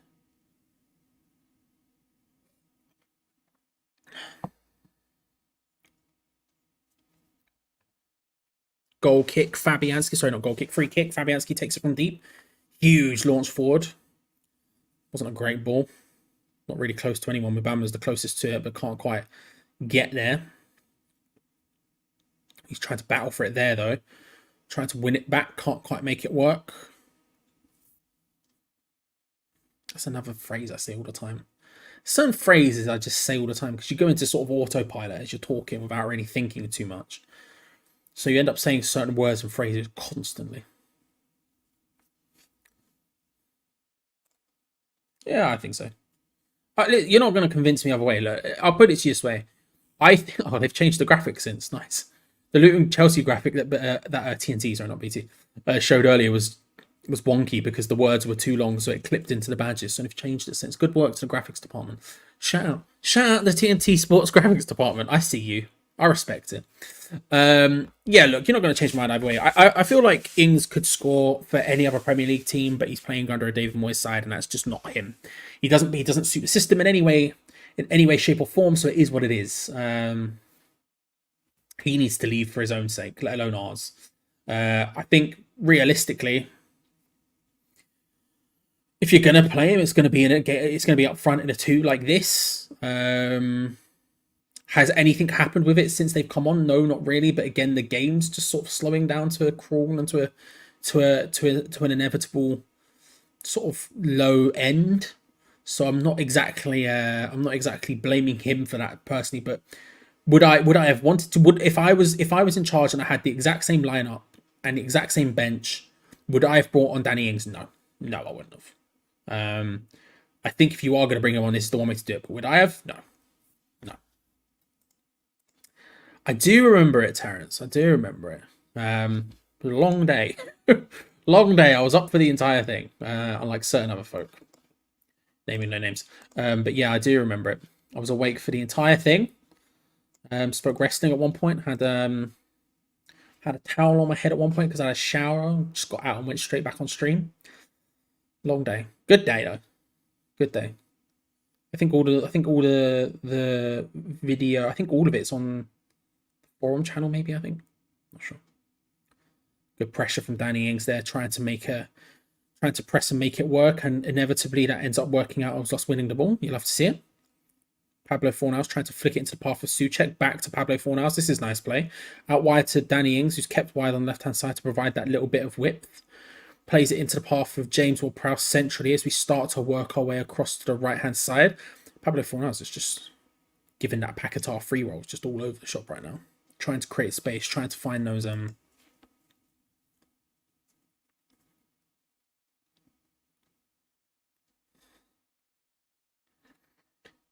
numerical advantages.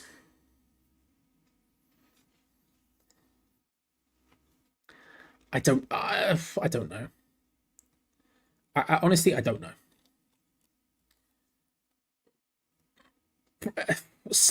I suspect there are clubs out there who would consider it, because he's been such a consistent goal scorer in the Premier League before then.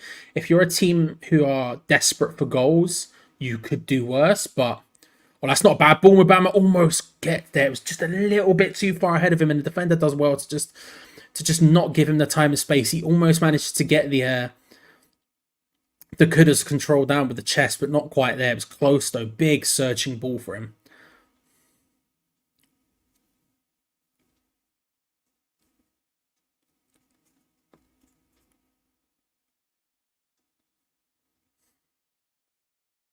Free kick. Danny Ings wins it. We take that.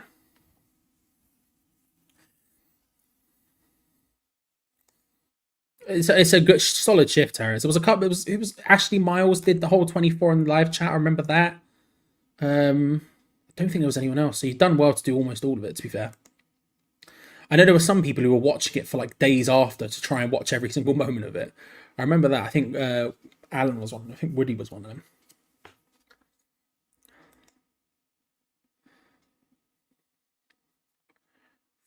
Free kick. Is it in James Ward-Prowse territory? It's maybe a little. Pardon me. It's maybe a little bit far away from him to go for it. We've gone short to Emerson. Why buy the best free kick taker in the league and then get him to do weird routines like that? I mean, I get why. It's because you buy the best free kick taker in the league, and so everyone's staring at him, and then you do something different, and it's like, oh, but at the same time, yeah, you know.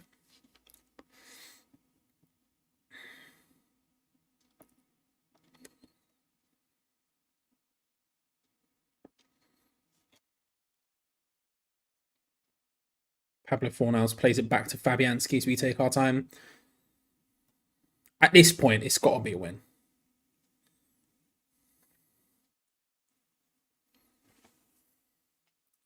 It's a weird decision, wasn't it? like if you're going to do something like that, at least make it work, as opposed to just letting James Ward-Prowse have a pop.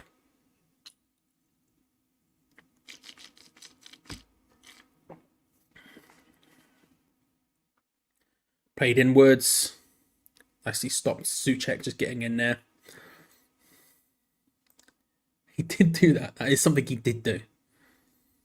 He did. There were times where he was 100% just like he was accused of sleeping, but he was playing Candy Crush. And there were times he was pretending to do something else and playing Candy Crush. And I'm like, you know, fair enough. Fair enough.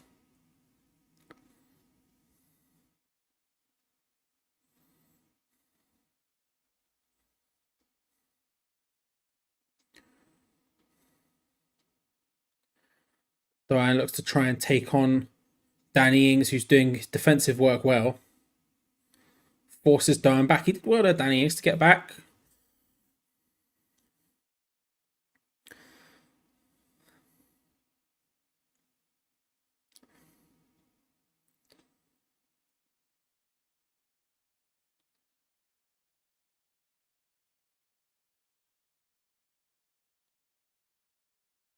Sounds like Tito Kehrer is going to come on. I think they just said for Sofal, so potentially at right back. Emerson just... I don't know what Emerson was even trying to do there. He's giving away the ball in a stupid position. Ball comes across.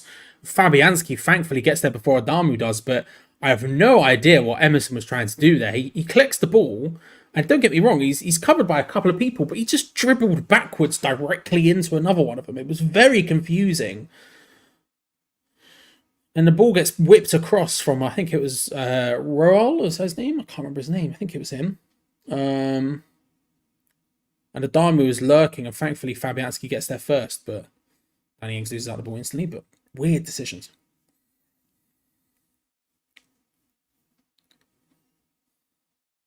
Flicked forward, it's not a bad ball, looking for Doan. It's headed back down for Freiburg, just outside the area. They're getting Hola trying to find his way in there. They're getting a lot more... They're getting more possession in the area and in and around the area right now. Obviously, changed to a 4-4-2 defensively. You're just a lot more susceptible than you would be otherwise. In a 4-2-3-1 or a 4-3-3 or a 4-1-4-1, you've just got a lot less defensively than we did, and especially when you don't have someone like Alvarez, who's an out-and-out actual defensive midfielder, as opposed to a sort of weird 8 double pivot with Souček and Ward-Prowse.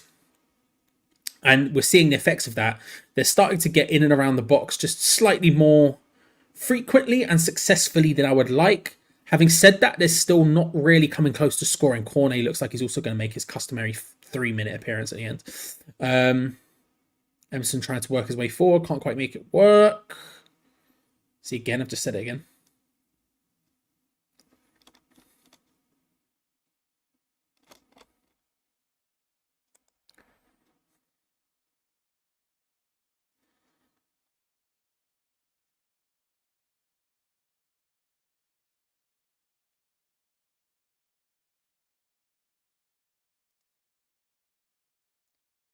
Yeah, I don't know what kind of... I haven't watched Company enough to really be able to say what kind of strikers he'd like, but it's that kind of thing, right? There's going to be a bunch of teams at the bottom who'd be desperate for a goal.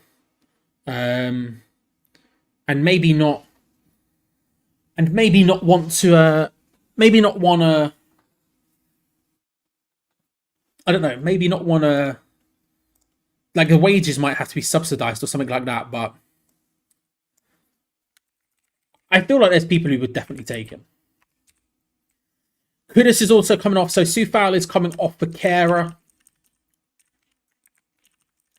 He's making his way off. Elsewhere, Cornet is making his way on for Mohamed Kudus after his goal. Yeah, this is the thing, right? There could be a situation in which we subsidise his wages. He's on a lot of money. He's on 6 figures. So there could be a situation in which he was subsidised. I think any club in the Premier League could play it, could probably pay the wages, because realistically the transfer fee is going to be negligible. It's going to be basically nothing. Don't know. I don't know. I feel like someone out there would take him. Cornet with a little bit of an awkward touch first time. Couldn't quite make it work. Last after doing a running total.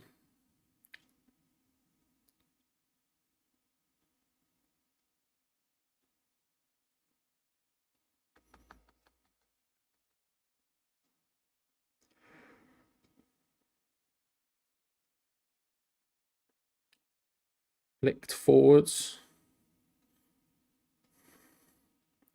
Bama battling.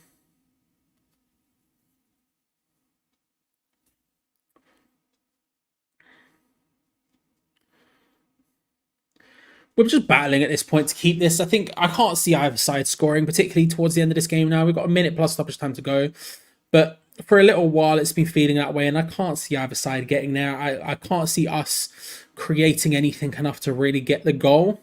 Wouldn't be a nice little flick there from Pablo Fornals around the back to Ings, who was getting involved in build-up. Wins a free kick himself. Wouldn't be against. You know. I'm fine with it. Fine with it. Brilliant first half. Good enough second half. Especially without Alvarez, a good enough second half. Hopefully his whole thing isn't an injury. It's just a case of, let's get him off, rest him. He's on a red. Poor ball bangs. That sort of thing. Then I'm happy. Yeah.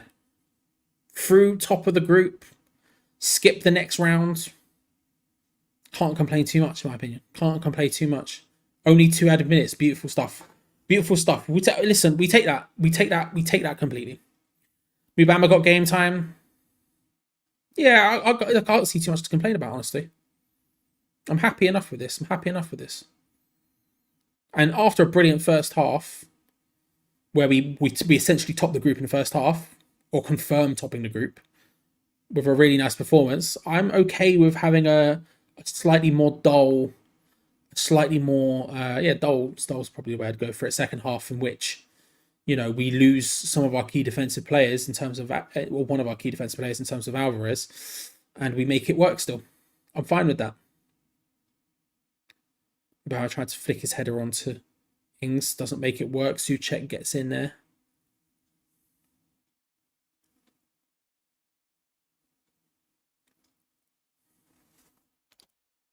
You're not wrong. It's probably, and this also I would say a damning indictment, but certainly somewhat indicative of the game we've just watched, or at least the second half.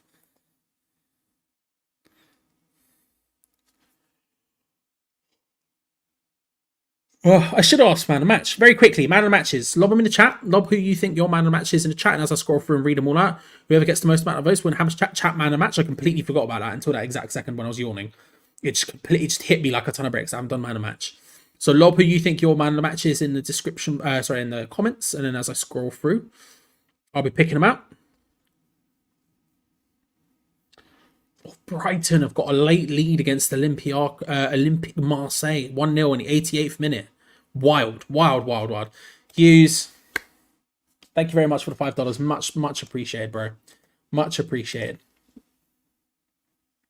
There is the full-time whistle. It ends. West Ham United 2, Freiburg 0. Top of the group. Nothing to complain about. Very, very happy. Very, very happy. Let's go through these man of matches very quickly. Kudus.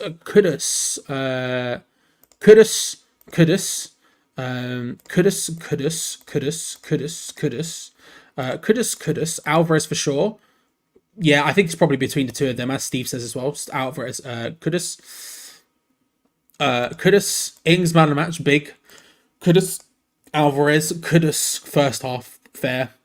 Cornet, Alvarez, another Alvarez shout, which I don't think is unfair, to be fair. Kudus. I would say it's between Alvarez. I really liked Alvarez as well, but you'd probably have to go for Kudus. But Alvarez I thought had a really strong game as well, and I think it's gonna be Kudus. Congratulations to Mohamed Kudus. I win Ham's chat man of the match awards. 2-0 is the final scoreline. West Ham through to the next round, through into the knockout stages of Europe once again for the third year in a row. We've done it, topping the group for the third year in a row, and a really comfortable, really good first half performance followed by a comfortable second half performance puts us in a beautiful situation where we get to skip an entire round of football, less games to play, and we're through into the next round. Very, very happy with that indeed. Thank you very much to Shadow Stoic as well as Hughes. Hugely appreciated. Helps out the channel massively. Alongside not just myself, Geo Gonzo as well. We'll be live for our full match review in a few moments time. I'm just grabbing the link so I can spam that in the chat and you can go ahead and get involved there. Speak with Geo about everything that's happened today. See how he feels. Tell him how you feel. There we go. Big thing. Oh, Chris, thank you very much. $10 late on. I'm not trying to... Very kind of you, sir. Very kind of you. Massively appreciated it. Massively appreciate it, bro. I'm like, I just saw it pop up right at the end there. Head on over to the review right now. Geo will be live in a few moments' time. Thank you, everyone. Massively appreciate you. I'll be back at the weekend for whatever matches at the weekend. Don't remember what it is, but it's on Sunday. I will see you then. But until then, subscribe, like the video if you haven't already. Hit that bell notification button so don't miss out on any future videos. And big moments for West Ham.